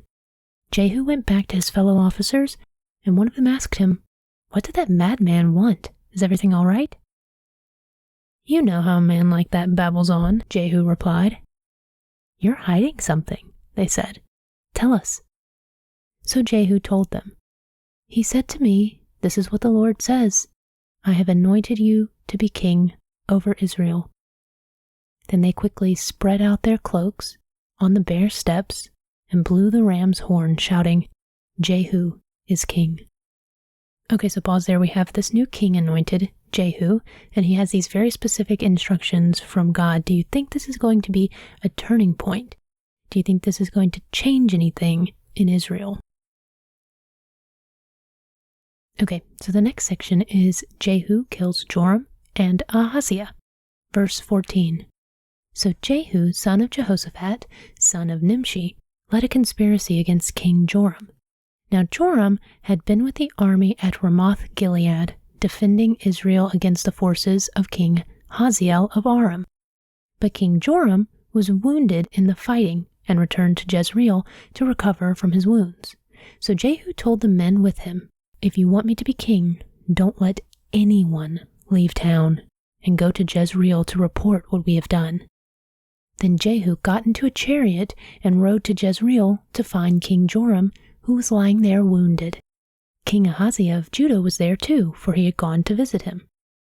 The watchman on the tower of Jezreel saw Jehu and his company approaching, so he shouted to Joram, I see a company of troops coming. Send out a rider to ask if they are coming in peace, King Joram ordered. So a horseman went out to meet Jehu and said, The king wants to know if you are coming in peace. Jehu replied, What do you know about peace? Fall in behind me. The watchman called out to the king, The messenger has met them, but he's not returning. So the king sent out a second horseman. He rode up to them and said, The king wants to know if you come in peace. Again Jehu answered, What do you know about peace? Fall in behind me. The watchman exclaimed, The messenger has met them, but he isn't returning either. It must be Jehu, son of Nimshi, for he is driving like a madman. Quick, get my chariot ready, King Joram commanded. Then King Joram of Israel and King Ahaziah of Judah rode out in their chariots to meet Jehu. They met him at the plot of land that had belonged to Naboth of Jezreel. King Joram demanded, Do you come in peace, Jehu? Jehu replied, How can there be peace as long as the idolatry and witchcraft of your mother, Jezebel, are all around us." Then King Joram turned the horses around and fled, shouting to King Ahaziah, "Treason, Ahaziah!" But Jehu drew his bow and shot Joram between the shoulders. The arrow pierced his heart, and he sank down dead in his chariot. Jehu said to Bidkar, his officer, "Throw him into the plot of land that belonged to Naboth of Jezreel. Do you remember when you and I were riding along behind his father Ahab? The Lord pronounced this message against him: 'I solemnly swear that I will repay him here on this plot of land, says the Lord, for the murder of Naboth and his sons that I saw yesterday.' So throw him out on Naboth's property just as the Lord said." When King Ahaziah of Judah saw what was happening, he fled along the road to Beth-Hagen. Jehu rode after him, shouting, "Shoot him too." So they shot Ahaziah in his chariot at the ascent of Gur, near Ibleam. He was able to go as far as Megiddo, but he died there. His servants took him by chariot to Jerusalem, where they buried him with his ancestors in the city of David. Ahaziah had become king over Judah in the 11th year of the reign of Joram, son of Ahab. Okay, so pause there. How is God fulfilling his prophecy through Jehu? The next section is the death of Jezebel, verse 30. When Jezebel the queen mother heard that Jehu had come to Jezreel, she painted her eyelids and fixed her hair and sat at a window. When Jehu entered the gate of the palace, she shouted at him, "Have you come in peace, you murderer? You're just like Zimri, who murdered his master." Jehu looked up and saw her at the window and shouted, "Who is on my side?" And 2 or 3 eunuchs looked out at him. "Throw her down," Jehu yelled. So they threw her out the window, and her blood spattered against the wall and on the horses. And Jehu trampled her body under his horses' hooves. Then Jehu went into the palace and ate and drank. Afterward he said, "Someone go and bury this cursed woman, for she is the daughter of a king."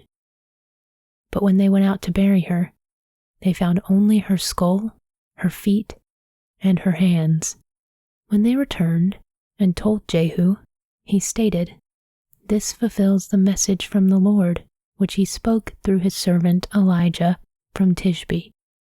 At the plot of land in Jezreel, dogs will eat Jezebel's body. Her remains will be scattered like dung on the plot of land in Jezreel, so that no one will be able to recognize her." Okay, so pause there at the end of chapter 9. When Jezebel sees Jehu, why does she refer to Zimri? Who was Zimri, and why do you think she would refer to him right now? And then, what do you think about what happened to Jezebel? Does it align with what God said would happen to Jezebel? Why was she punished in this way? And what do you think Jehu is going to do next? And how do you think Jehu is going to impact Israel and possibly Judah as well? Okay, so now we can start chapter 10, which begins with a section called Jehu Kills Ahab's Family. 2 Kings chapter 10, verse 1. Ahab had 70 sons living in the city of Samaria. So Jehu wrote letters and sent them to Samaria, to the elders and officials of the city, and to the guardians of King Ahab's sons. He said, "The king's sons are with you, and you have at your disposal chariots, horses, a fortified city, and weapons. As soon as you receive this letter, select the best qualified of your master's sons to be your king, and prepare to fight for Ahab's dynasty." But they were paralyzed with fear and said, "We've seen that 2 kings couldn't stand against this man. What can we do?" So the palace and city administrators, together with the elders and the guardians of the king's sons, sent this message to Jehu. "We are your servants and will do anything you tell us. We will not make anyone king Do whatever you think is best. Okay, so pause there. Why do you think Jehu sent this message to the elders and officials of the city, letting them know what was going to happen? And then why did the elders and officials choose to be on Jehu's side rather than try and fight him? Verse 6, Jehu responded with a second letter. If you are on my side and are going to obey me, bring the heads of your master's sons to me at Jezreel by this time tomorrow. Now the 70 sons of the king were being cared for by the leaders of Samaria, where they had been raised since childhood. When the letters arrived, the leaders killed all 70 of the king's sons. They placed their heads in baskets and presented them to Jehu at Jezreel. A messenger went to Jehu and said, They have brought the heads of the king's sons. So Jehu ordered, Pile them in 2 heaps at the entrance of the city gate, and leave them there until morning. In the morning, he went out and spoke to the crowd that had gathered around them. You are not to blame, he told them. I am the one who conspired against my master and killed him. But who killed all these? You can be sure that the message of the Lord that was spoken concerning Ahab's family will not fail. The Lord declared through his servant Elijah that this would happen. Then Jehu killed all who were left of Ahab's relatives living in Jezreel and all his important officials, his personal friends, and his priests. So Ahab was left without a single survivor. Okay, so pause there. Jehu said that Elijah said this would happen. Elijah, prophet of the Lord, said this would happen. Do you remember when Elijah said that and what he said would happen to Ahab? And do you remember why Ahab and his family are being punished? And if you look back at 1 Kings 21:17-24, and you see Elijah's prophecy, did Jehu follow what God asked him to do? What God said would happen to Ahab's family? Or did he take it too far? Were other people affected by Jehu's actions that were not intended to be affected based on Elijah's prophecy? Verse 12. Then Jehu set out for Samaria. Along the way, while he was at Beth Eked of the shepherds, he met some relatives of King Ahaziah of Judah. Who are you? He asked them. And they replied, We are relatives of King Ahaziah. We are going to visit the sons of King Ahab and the sons of the queen mother. Take them alive, Jehu shouted to his men, and they captured all 42 of them and killed them at the well of Beth Eked. None of them escaped. When Jehu left there, he met Jehonadab, son of Rechab, who was coming to meet him. After they had greeted each other, Jehu said to him, Are you as loyal to me as I am to you? Yes, I am, Jehonadab replied. If you are, Jehu said, then give me your hand. So Jehonadab put out his hand, and Jehu helped him into the chariot. Then Jehu said, Now come with me, and see how devoted I am to the Lord. So Jehonadab rode along with him. When Jehu arrived in Samaria, he killed everyone who was left there from Ahab's family, just as the Lord had promised through Elijah. Okay, so the next section is Jehu kills the priests of Baal. Verse 18. Then Jehu called a meeting of all the people of the city and said to them, Ahab's worship of Baal was nothing compared to the way I will worship him. Therefore, summon all the prophets and worshippers of Baal and call together all his priests. See to it that every one of them comes, for I am going to offer a great sacrifice to Baal. Anyone who fails to come will be put to death. But Jehu's cunning plan was to destroy all the worshippers of Baal. Then Jehu ordered, Prepare a solemn assembly to worship Baal. So they did. He sent messengers throughout all Israel, summoning those who worshipped Baal. They all came. Not a single one remained behind, and they filled the temple of Baal from one end to the other. And Jehu instructed the keeper of the wardrobe, Be sure that every worshiper of Baal wears one of these robes." So robes were given to them. Then Jehu went into the temple of Baal with Jehonadab, son of Rechab. Jehu said to the worshippers of Baal, "Make sure no one who worships the Lord is here, only those who worship Baal."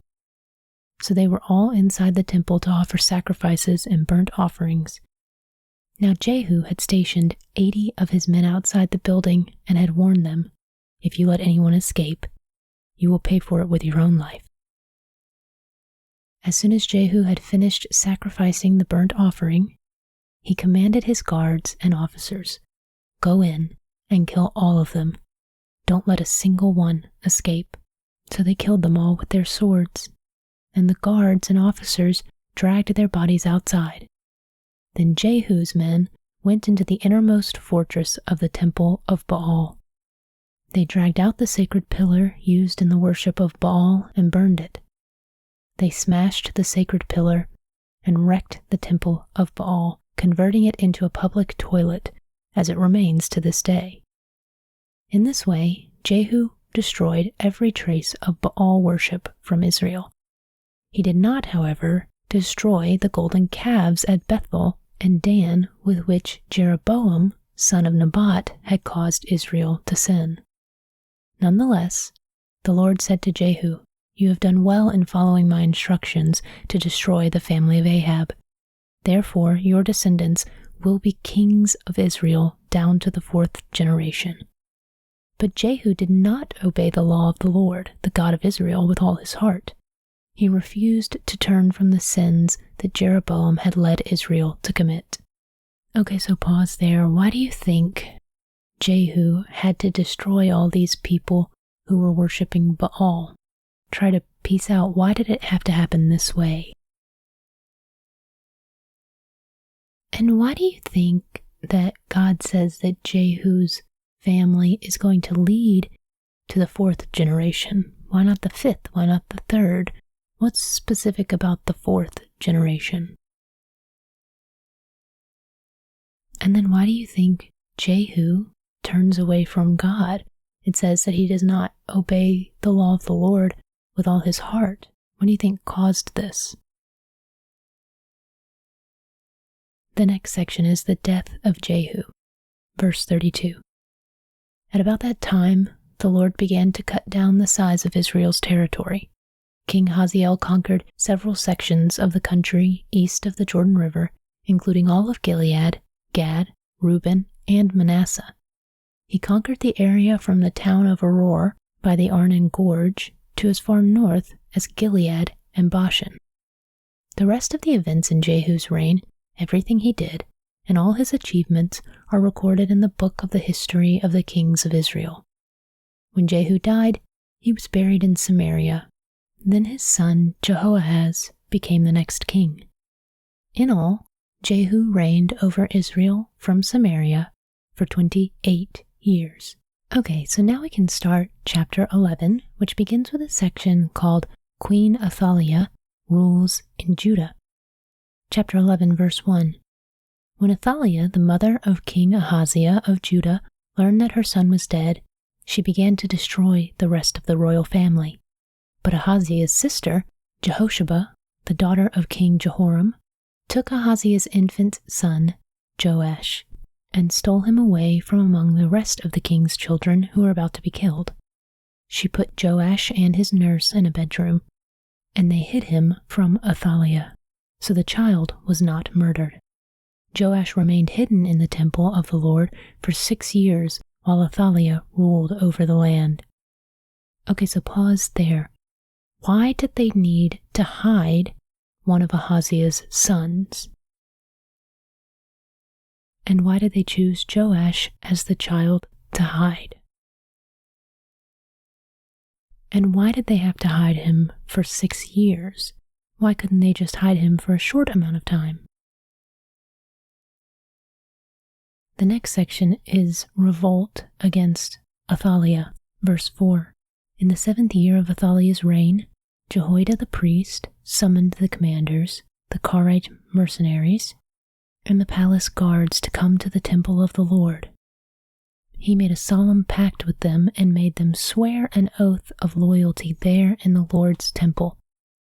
Then he showed them the king's son. Jehoiada told them, "This is what you must do. A third of you who are on duty on the Sabbath are to guard the royal palace itself. Another third of you are to stand guard at the Sur gate, and the final third must stand guard behind the palace guard. These 3 groups will all guard the palace. The other 2 units who are off duty on the Sabbath must stand guard for the king at the Lord's temple. Form a bodyguard around the king and keep your weapons in hand. Kill anyone who tries to break through. Stay with the king wherever he goes." So the commanders did everything as Jehoiada the priest ordered. The commanders took charge of the men reporting for duty that Sabbath, as well as those who were going off duty. They brought them all to Jehoiada the priest, and he supplied them with the spears and small shields that had once belonged to King David and were stored in the temple of the Lord. The palace guards stationed themselves around the king with their weapons ready. They formed a line from the south side of the temple around to the north side and all around the altar. Then Jehoiada brought out Joash, the king's son, placed the crown on his head, and presented him with a copy of God's law. They anointed him and proclaimed him king, and everyone clapped their hands and shouted, "Long live the king." Okay, so pause there. What does this mean for Judah, that they are anointing Joash as the next king? The next section is the death of Athaliah. Verse 13. When Athaliah heard the noise made by the palace guards and the people, she hurried to the Lord's temple to see what was happening. When she arrived, she saw the newly crowned king standing in his place of authority by the pillar, as was the custom at the times of coronation. The commanders and trumpeters were surrounding him, and people from all over the land were rejoicing and blowing trumpets. When Athaliah saw all this, she tore her clothes in despair and shouted, "Treason! Treason!" Okay, so pause there. Why is Athaliah reacting this way? Verse 15. Then Jehoiada the priest ordered the commanders who were in charge of the troops, "Take her to the soldiers in front of the temple and kill anyone who tries to rescue her." For the priest had said, "She must not be killed in the temple of the Lord." So they seized her and led her out to the gate where horses enter the palace grounds, and she was killed there. The next section is Jehoiada's religious reforms. Verse 17. Then Jehoiada made a covenant between the Lord and the king and the people that they would be the Lord's people. He also made a covenant between the king and the people. Okay, so pause there. Do you remember what a covenant is? Why was it important that they made this covenant at this time? Do you think this is a new covenant or a renewing of a covenant that God had made with Judah and his people before? Verse 18. And all the people of the land went over to the temple of Baal and tore it down. They demolished the altars and smashed the idols to pieces, and they killed Matan, the priest of Baal, in front of the altars.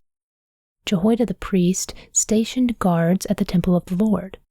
Then the commanders, the Karaite mercenaries, the palace guards, and all the people of the Lord escorted the king from the temple of the Lord. They went through the gate of the guards and into the palace, and the king took his seat on the royal throne. So all the people of the land rejoiced, and the city was peaceful, because Athaliah had been killed at the king's palace. Joash was 7 years old when he became king. Okay, so pause there. What do you think of a 7-year-old becoming king? Do you think Joash was making decisions at 7 years old and actually acting as king, or do you think somebody stepped in his place as his advisor or another role like that to help run Judah. Okay, so now we can start chapter 12, which begins with a section called Joash Repairs the Temple. Chapter 12, verse 1. Joash began to rule over Judah in the 7th year of King Jehu's reign in Israel. He reigned in Jerusalem for 40 years. His mother was Zibiah from Beersheba. All his life, Joash did what was pleasing in the Lord's sight because Jehoiada the priest instructed him. Yet even so, he did not destroy the pagan shrines, and the people still offered sacrifices and burned incense there. One day, King Joash said to the priests, "Collect all the money brought as a sacred offering to the Lord's temple, whether it is a regular assessment, a payment of vows, or a voluntary gift. Let the priests take some of that money to pay for whatever repairs are needed at the temple." But by the 23rd year of Joash's reign, the priests still had not repaired the temple. So King Joash called for Jehoiada and the other priests and asked them, "Why haven't you repaired the temple? Don't use any more money for your own needs. From now on, it must all be spent on the temple's repairs." So the priests agreed not to accept any more money from the people, and they also agreed to let others take responsibility for repairing the temple. Okay, so pause there. Why do you think the priests hadn't restored the temple yet? Verse 9. Then Jehoiada the priest bored a hole in the lid of a large chest and set it on the right-hand side of the altar at the entrance of the temple of the Lord. The priests guarding the entrance put all of the people's contributions into the chest. Whenever the chest became full, the court secretary and the high priest counted the money that had been brought to the Lord's temple and put it into bags. Then they gave the money to the construction supervisors who used it to pay the people working on the Lord's temple, the carpenters, the builders, the masons, and the stonecutters. They also used the money to buy the timber and the finished stone needed for repairing the Lord's temple, and they paid any other expenses related to the temple's restoration. The money brought to the temple was not used for making silver bowls, lamp snuffers, basins, trumpets, or other articles of gold or silver for the temple of the Lord. It was paid to the workmen who used it for the temple repairs. No accounting of this money was required from the construction supervisors because they were honest and trustworthy men. However, the money that was contributed for guilt offerings and sin offerings was not brought into the Lord's temple. It was given to the priests for their own use. Okay, so pause there. Why do you think that the money contributed for guilt and sin offerings was given to the priests rather than toward the temple restoration? And why do you think Joash wanted to prioritize restoring the temple? What is so significant about the temple? The next section is the end of Joash's reign. Verse 17. About this time, King Hazael of Aram went to war against Gath and captured it. Then he turned to attack Jerusalem. King Joash collected all the sacred objects that Jehoshaphat, Jehoram, and Ahaziah, the previous kings of Judah, had dedicated along with what he himself had dedicated. He sent them all to Hazael, along with all the gold in the treasuries of the Lord's temple and the royal palace. So Hazael called off his attack on Jerusalem. The rest of the events in Joash's reign and everything he did are recorded in the book of the history of the kings of Judah. Joash's officers plotted against him and assassinated him at Beth Millo on the road to Silla. The assassins were Jozachar, son of Shimeath, and Jehozabad, son of Shamer, both trusted advisors. Joash was buried with his ancestors in the city of David. Then his son Amaziah became the next king. Okay, so pause there. What do you think about Joash's reign overall? Was he a good leader over Judah? Did he remain true to God during his reign? And then what do you think about the way his life ended? Why do you think two of his trusted advisors assassinated Joash? And I'll actually give you a little insight into that in 2 Chronicles, which is one of the upcoming books. We will get a little information about why Joash's officers plotted against him and assassinated him. So, if you're curious and want to look ahead, you can go to 2 Chronicles 24, verses 17 to 26 to get this information. Okay, so now we can start chapter 13, which begins with a section called Jehoahaz Rules in Israel. Chapter 13, verse 1. Jehoahaz, son of Jehu, began to rule over Israel in the 23rd year of King Joash's reign in Judah. He reigned in Samaria 17 years, but he did what was evil in the Lord's sight. He followed the example of Jeroboam, son of Nebat, continuing the sins that Jeroboam had led Israel to commit.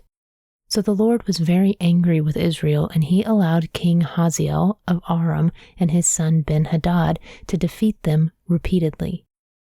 Then Jehoahaz prayed for the Lord's help, and the Lord heard his prayer, for he could see how severely the king of Aram was oppressing Israel. So the Lord provided someone to rescue the Israelites from the tyranny of the Arameans. Then Israel lived in safety again as they had in former days. But they continued to sin, following the evil example of Jeroboam. They also allowed the Asherah pole in Samaria to remain standing. Finally, Jehoahaz's army was reduced to 50 charioteers, 10 chariots, and 10,000 foot soldiers. The king of Aram had killed the others, trampling them like dust under his feet. The rest of the events in Jehoahaz's reign, everything he did, and the extent of his power are recorded in the book of the history of the kings of Israel. When Jehoahaz died, he was buried in Samaria. Then his son Jehoash became the next king. Okay, so pause there and reflect on Jehoahaz's reign. So they didn't really go into a lot of detail about his reign. It was a very short section. But what did you learn about his reign as king, and how do you compare him to other kings at this time?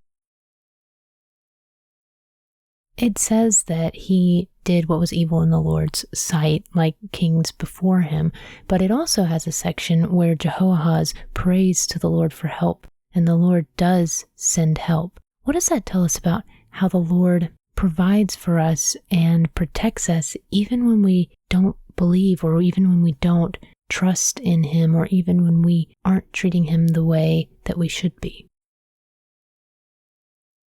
The next section is Jehoash rules in Israel. Jehoash, son of Jehoahaz, began to rule over Israel in the 37th year of King Joash's reign in Judah. He reigned in Samaria 16 years, but he did what was evil in the Lord's sight. He refused to turn from the sins that Jeroboam, son of Nebat, had led Israel to commit. The rest of the events in Jehoash's reign and everything he did, including the extent of his power and his war with King Amaziah of Judah, are recorded in the book of the history of the kings of Israel. When Jehoash died, he was buried in Samaria with the kings of Israel. Then his son Jeroboam II became the next king. Okay, so pause there. Again, we have another king in Israel, Jehoash, who we don't get a lot of details about. But what do you hear in his section that's similar to the kings that came before him? And why do you think that this pattern is repeating itself? Why are all the kings of Israel doing what is evil in the Lord's sight? The next section is Elisha's final prophecy. Verse 14. When Elisha was in his last illness, King Jehoash of Israel visited him and wept over him. My father, I see the chariots and charioteers of Israel, he cried. Elisha told him, Get a bow and some arrows, and the king did as he was told.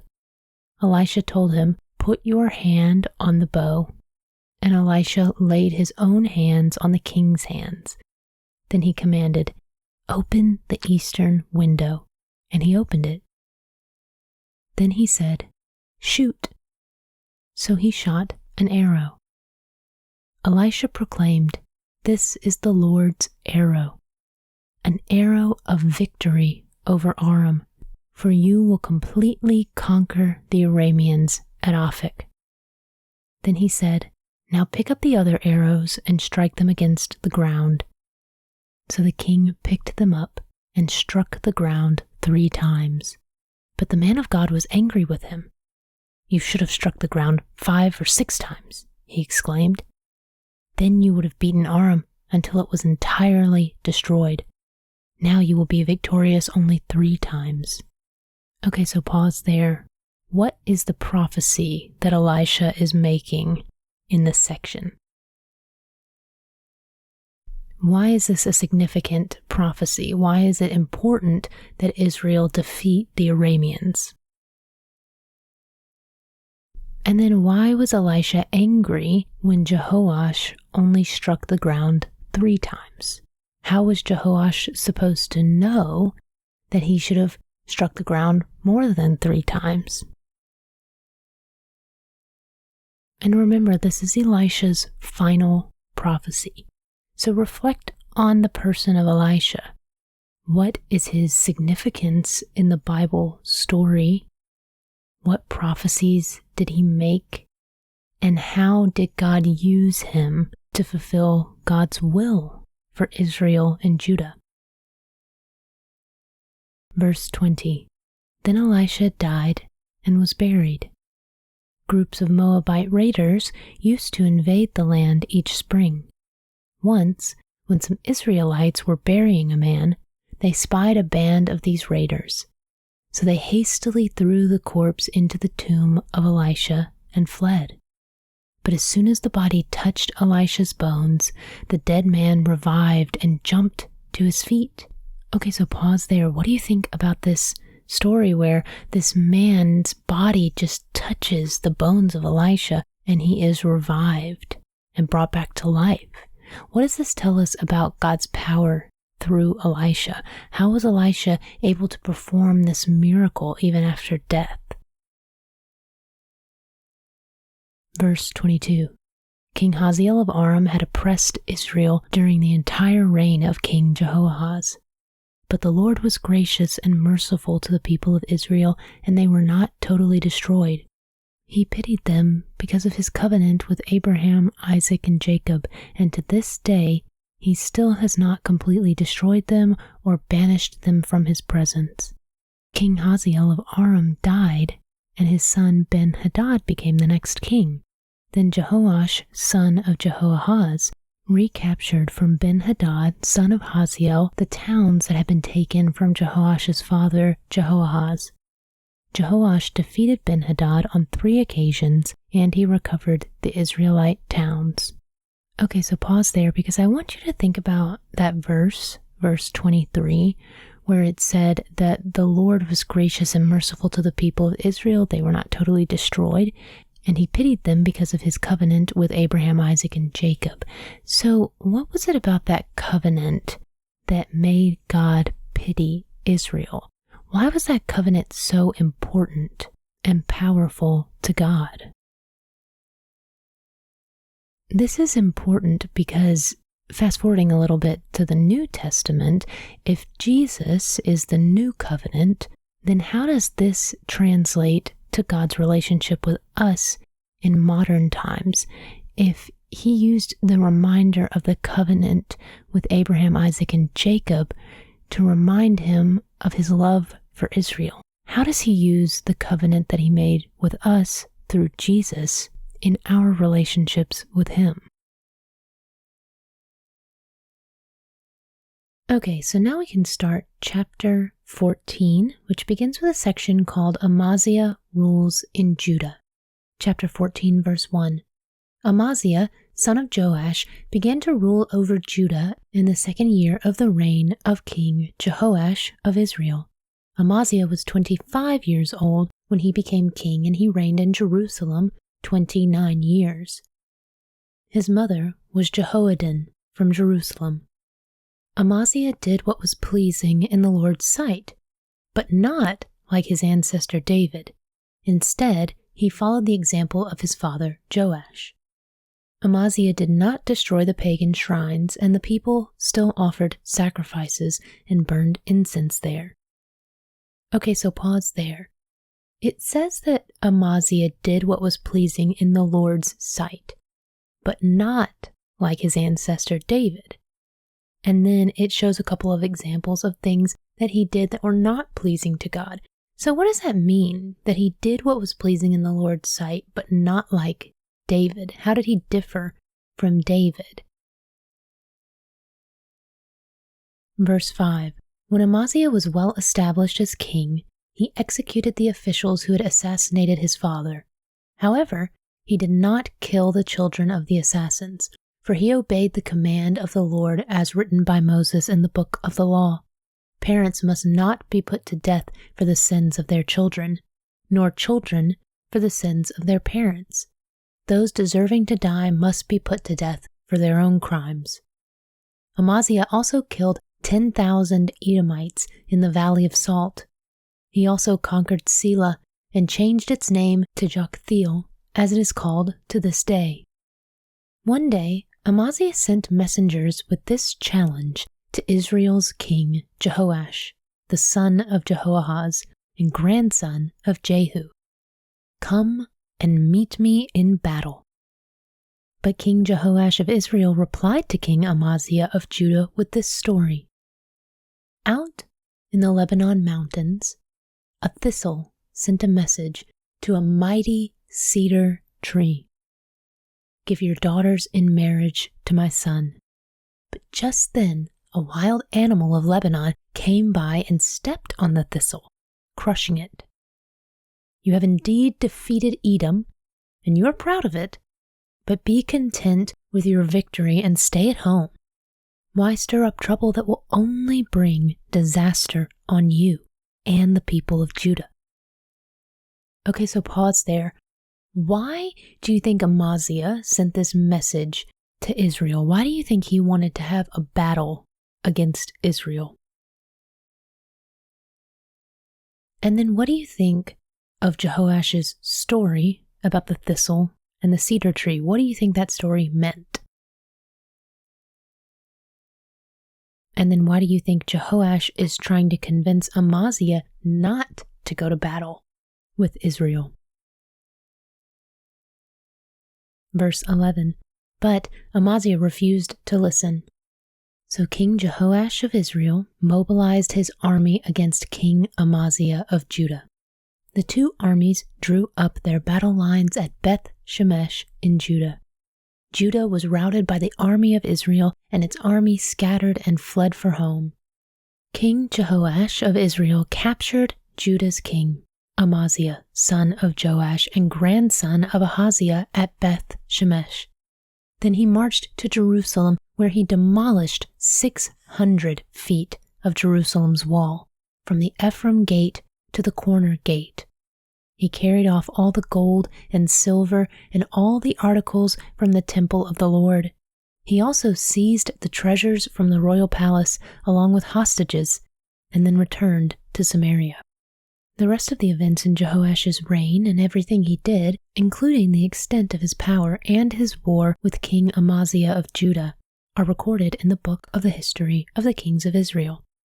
When Jehoash died, he was buried in Samaria with the kings of Israel, and his son Jeroboam II became the next king. King Amaziah of Judah lived for 15 years after the death of King Jehoash of Israel. The rest of the events in Amaziah's reign are recorded in the book of the history of the kings of Judah. There was a conspiracy against Amaziah's life in Jerusalem, and he fled to Lachish. But his enemies sent assassins after him, and they killed him there. They brought his body back to Jerusalem on a horse, and he was buried with his ancestors in the city of David. All the people of Judah had crowned Amaziah's 16-year-old son Uzziah as king in place of his father Amaziah. After his father's death, Uzziah rebuilt the town of Eloth and restored it to Judah. Okay, so pause there. We still have this war, this fight going on between Israel and Judah.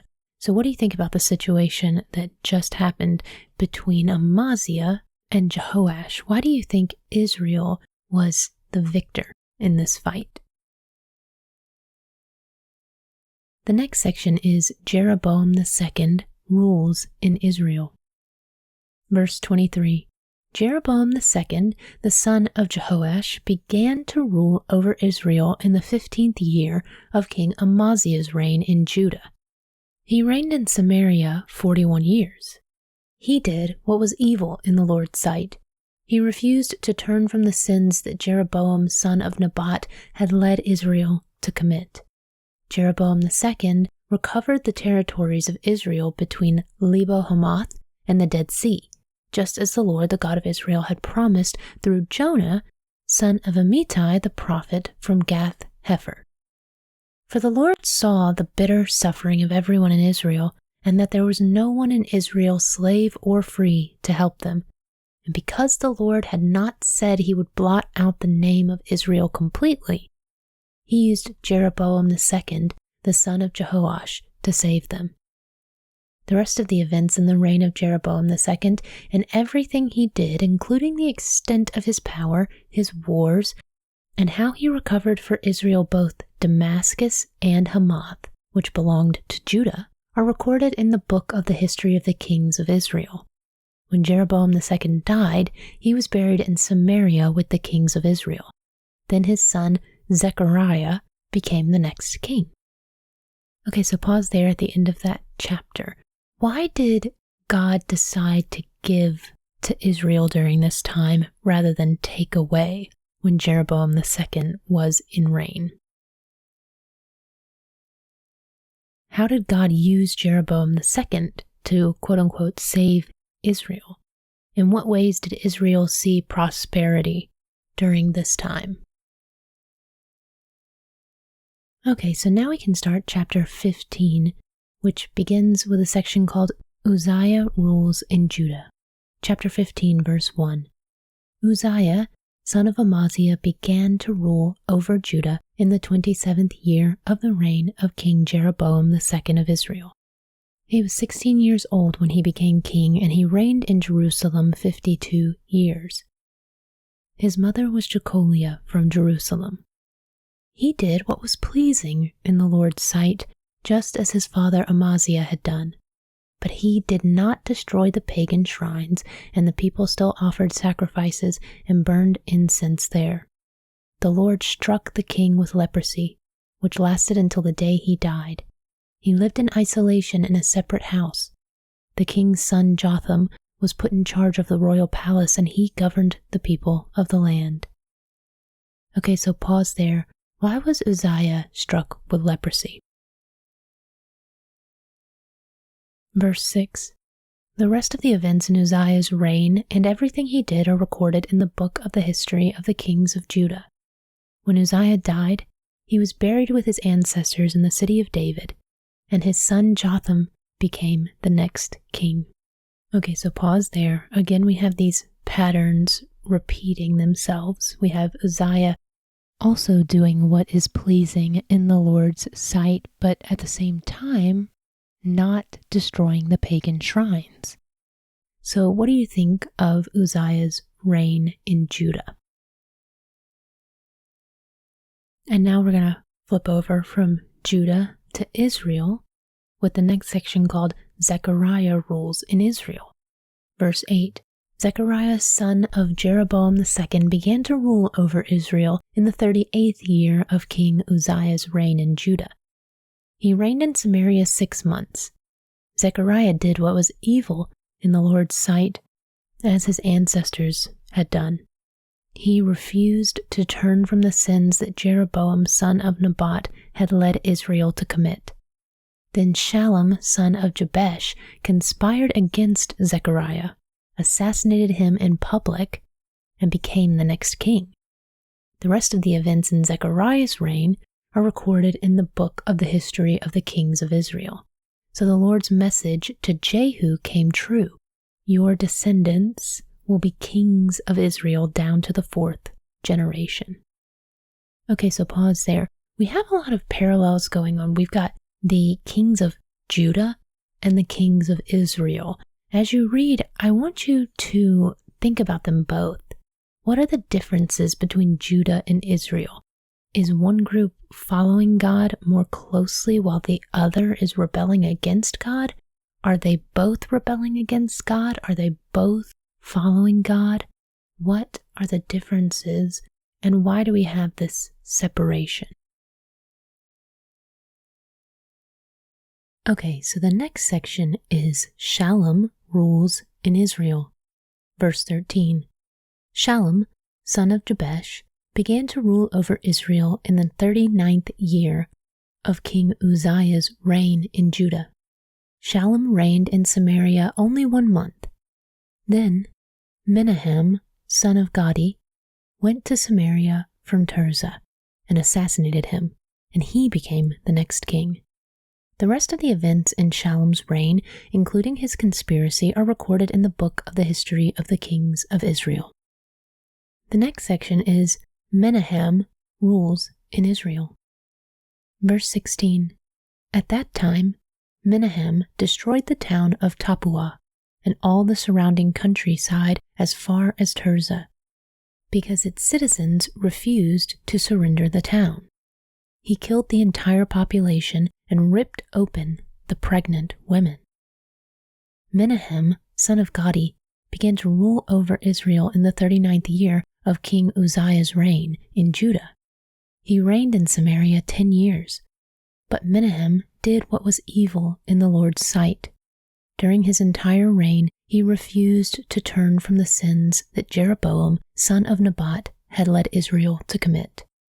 Then King Tiglath-Pileser of Assyria invaded the land, but Menahem paid him 37 tons of silver to gain his support in tightening his grip on royal power.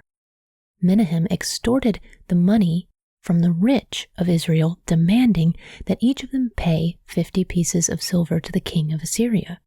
So the king of Assyria turned from attacking Israel and did not stay in the land. The rest of the events in Menahem's reign and everything he did are recorded in the book of the history of the kings of Israel. When Menahem died, his son Pekahiah became the next king. Okay, so pause there at the end of that section and just reflect on the amount of kings we have in Israel right now who are doing evil in the Lord's sight. Will this pattern continue, and why is this the pattern right now? The next section is Pekahiah rules in Israel, verse 23. Pekahiah, son of Menahem, began to rule over Israel in the 50th year of King Uzziah's reign in Judah. He reigned in Samaria 2 years, but Pekahiah did what was evil in the Lord's sight. He refused to turn from the sins that Jeroboam, son of Nebat, had led Israel to commit. Then Pekah, son of Remaliah, the commander of Pekahiah's army, conspired against him. With 50 men from Gilead, Pekah assassinated the king, along with Argob and Ariah, in the citadel of the palace at Samaria, and Pekah reigned in his place.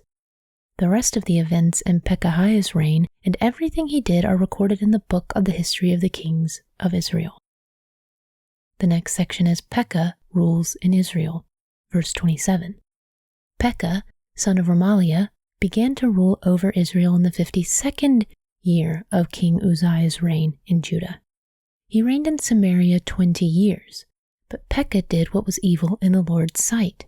He refused to turn from the sins that Jeroboam, son of Nebat, had led Israel to commit.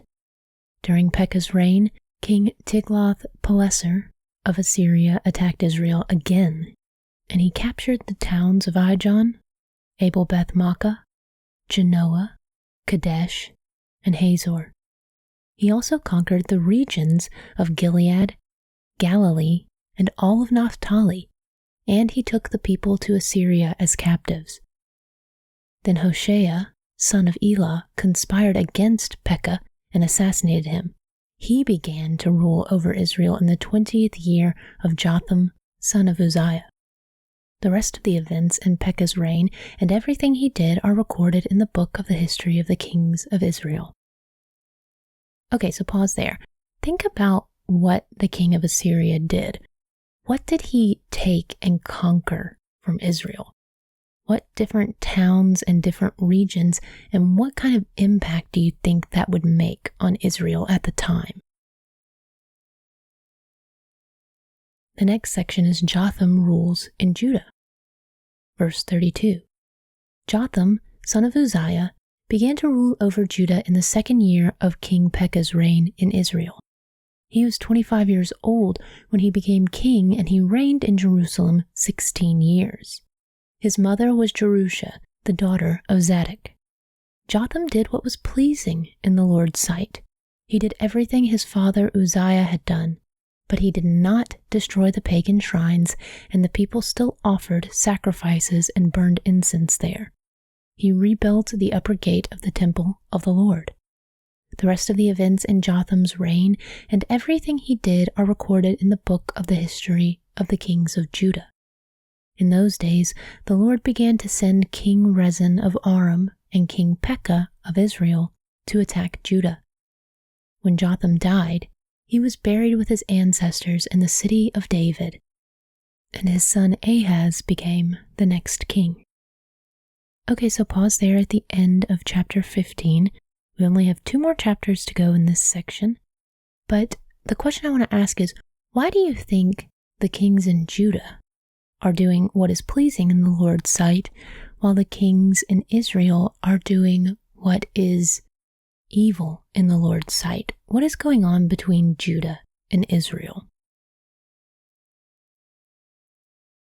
Okay, so now we can start chapter 16, which begins with a section called Ahaz Rules in Judah.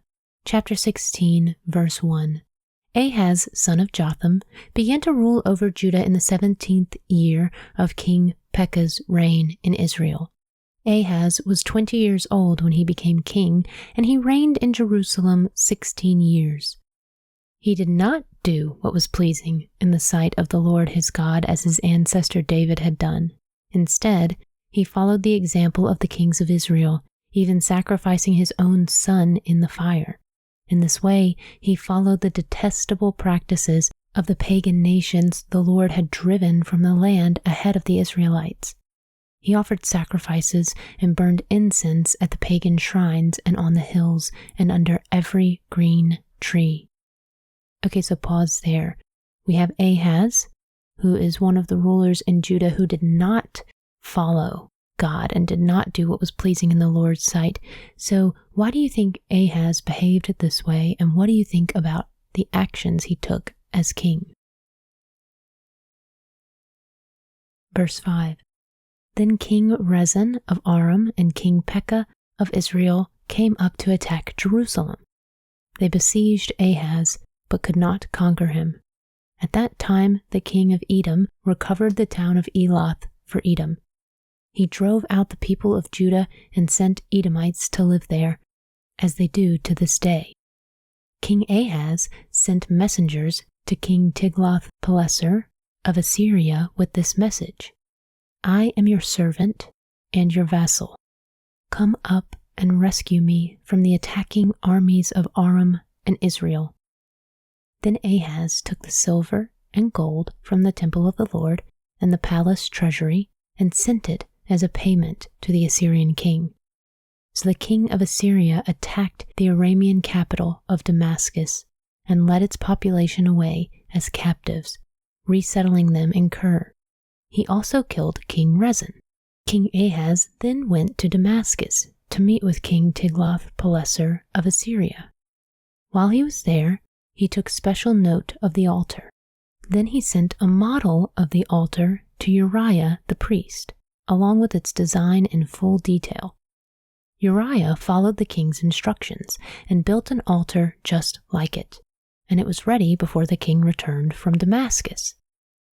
When the king returned, he inspected the altar and made offerings on it. He presented a burnt offering and a grain offering. He poured out a liquid offering, and he sprinkled the blood of peace offerings on the altar. Then King Ahaz removed the old bronze altar from its place in front of the Lord's temple between the entrance and the new altar, and placed it on the north side of the new altar.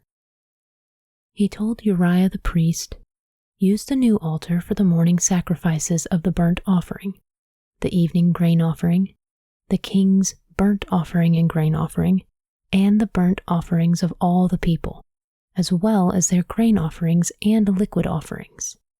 Sprinkle the blood from all the burnt offerings and sacrifices on the new altar.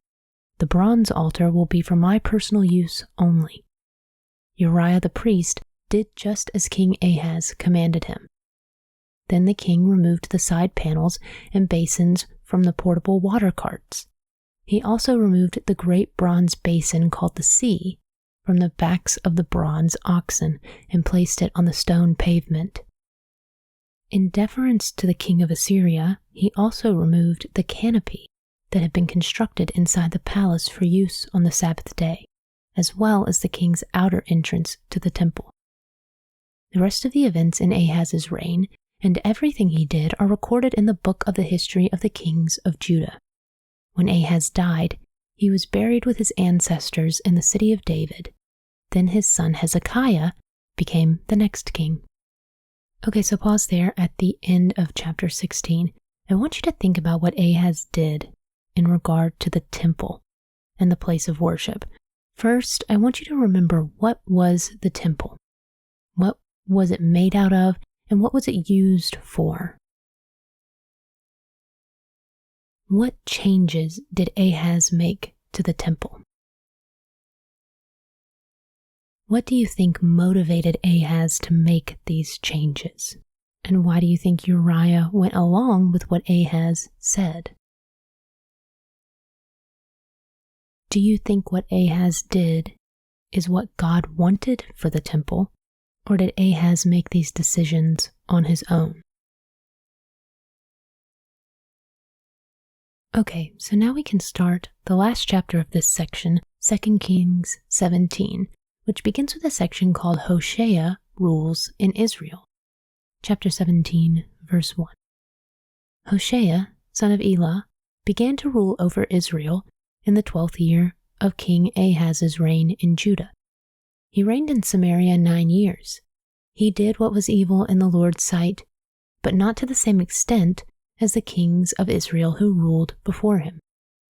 King Shalmaneser of Assyria attacked King Hoshea, so Hoshea was forced to pay heavy tribute to Assyria. But Hoshea stopped paying the annual tribute and conspired against the king of Assyria by asking King So of Egypt to help him shake free of Assyria's power. When the king of Assyria discovered this treachery, he seized Hoshea and put him in prison. The next section is Samaria falls to Assyria. Then the king of Assyria invaded the entire land, and for 3 years he besieged the city of Samaria. Finally, in the 9th year of King Hoshea's reign, Samaria fell, and the people of Israel were exiled to Assyria. They were settled in colonies in Halah along the banks of the harbor river in Gazan, and in the cities of the Medes. This disaster came upon the people of Israel because they worshipped other gods. They sinned against the Lord their God, who had brought them safely out of Egypt and had rescued them from the power of Pharaoh, the king of Egypt. They had followed the practices of the pagan nations the Lord had driven from the land ahead of them, as well as the practices the kings of Israel had introduced.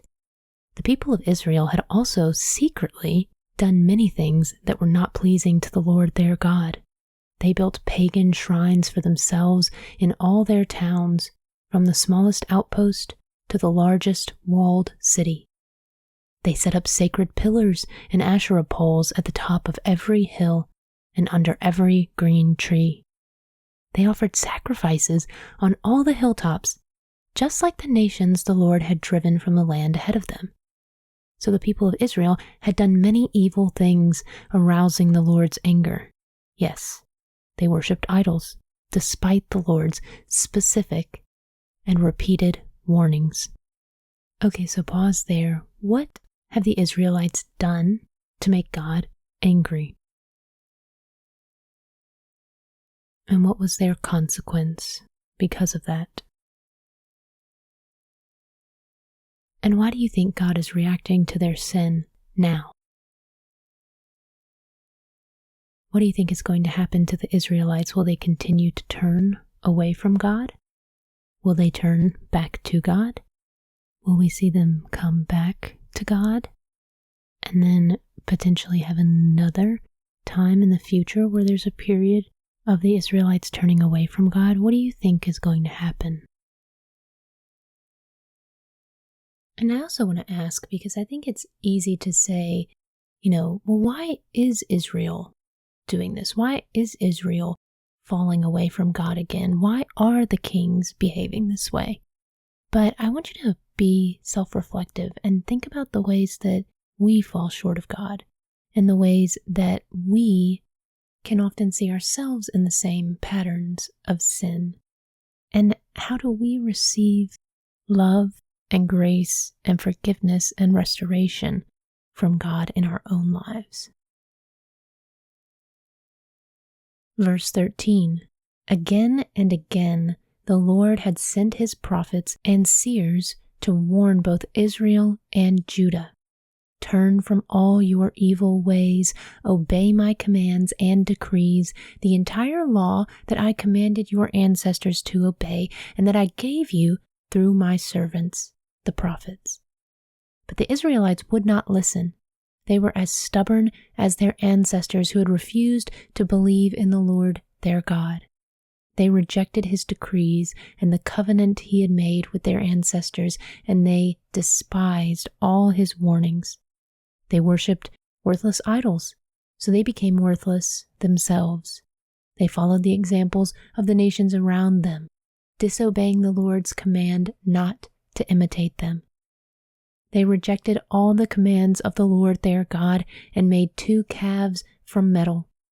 They set up an Asherah pole and worshipped Baal and all the forces of heaven. They even sacrificed their own sons and daughters in the fire. They consulted fortune tellers and practiced sorcery and sold themselves to evil, arousing the Lord's anger. Okay, so pause there. What types of sin had Israel found themselves caught up in? And how do you think this happened? How do you think they found themselves caught up in these sins, even sacrificing their own sons and daughters? Verse 18, because the Lord was very angry with Israel, he swept them away from his presence. Only the tribe of Judah remained in the land. But even the people of Judah refused to obey the commands of the Lord their God, for they followed the evil practices that Israel had introduced. The Lord rejected all the descendants of Israel. He punished them by handing them over to their attackers until he had banished Israel from his presence. For when the Lord tore Israel away from the kingdom of David, they chose Jeroboam, son of Nebat, as their king. But Jeroboam drew Israel away from following the Lord and made them commit a great sin. And the people of Israel persisted in all the evil ways of Jeroboam. They did not turn from these sins until the Lord finally swept them away from his presence, just as all his prophets had warned. So Israel was exiled from their land to Assyria, where they remain to this day. Okay, so pause there. Why did God banish Israel from his presence? But he spared the tribe of Judah. Why was the tribe of Judah spared when he banished Israel? The next section is foreigners settle in Israel. Verse 24. The king of Assyria transported groups of people from Babylon, Cutha, Ava, Hamath, and Sepharvaim, and resettled them in the towns of Samaria, replacing the people of Israel. They took possession of Samaria and lived in its towns. But since these foreign settlers did not worship the Lord when they first arrived, the Lord sent lions among them, which killed some of them. So a message was sent to the king of Assyria. The people you have sent to live in the towns of Samaria do not know the religious customs of the God of the land. He has sent lions among them to destroy them because they have not worshipped him correctly. The king of Assyria then commanded, "Send one of the exiled priests back to Samaria. Let him live there and teach the new residents the religious customs of the God of the land." So one of the priests who had been exiled from Samaria returned to Bethel and taught the new residents how to worship the Lord. But these various groups of foreigners also continued to worship their own gods. In town after town where they lived, they placed their idols at the pagan shrines that the people of Samaria had built. Those from Babylon worshipped idols of their god Succoth-Benoth.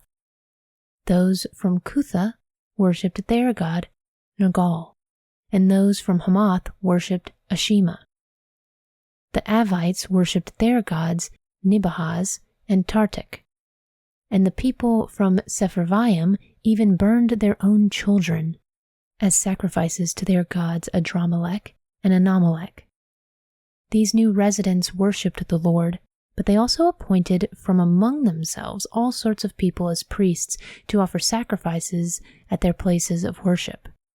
And though they worshipped the Lord, they continued to follow their own gods according to the religious customs of the nations from which they came. And this is still going on today. They continue to follow their former practices instead of truly worshiping the Lord and obeying the decrees, regulations, instructions, and commands he gave the descendants of Jacob, whose name he changed to Israel. For the Lord had made a covenant with the descendants of Jacob and commanded them, "Do not worship any other gods or bow before them or serve them or offer sacrifices to them, but worship only the Lord who brought you out of Egypt with great strength and a powerful arm. Bow down to him alone and offer sacrifices only to him. Be careful at all times to obey the decrees, regulations, instructions, and commands that he wrote for you.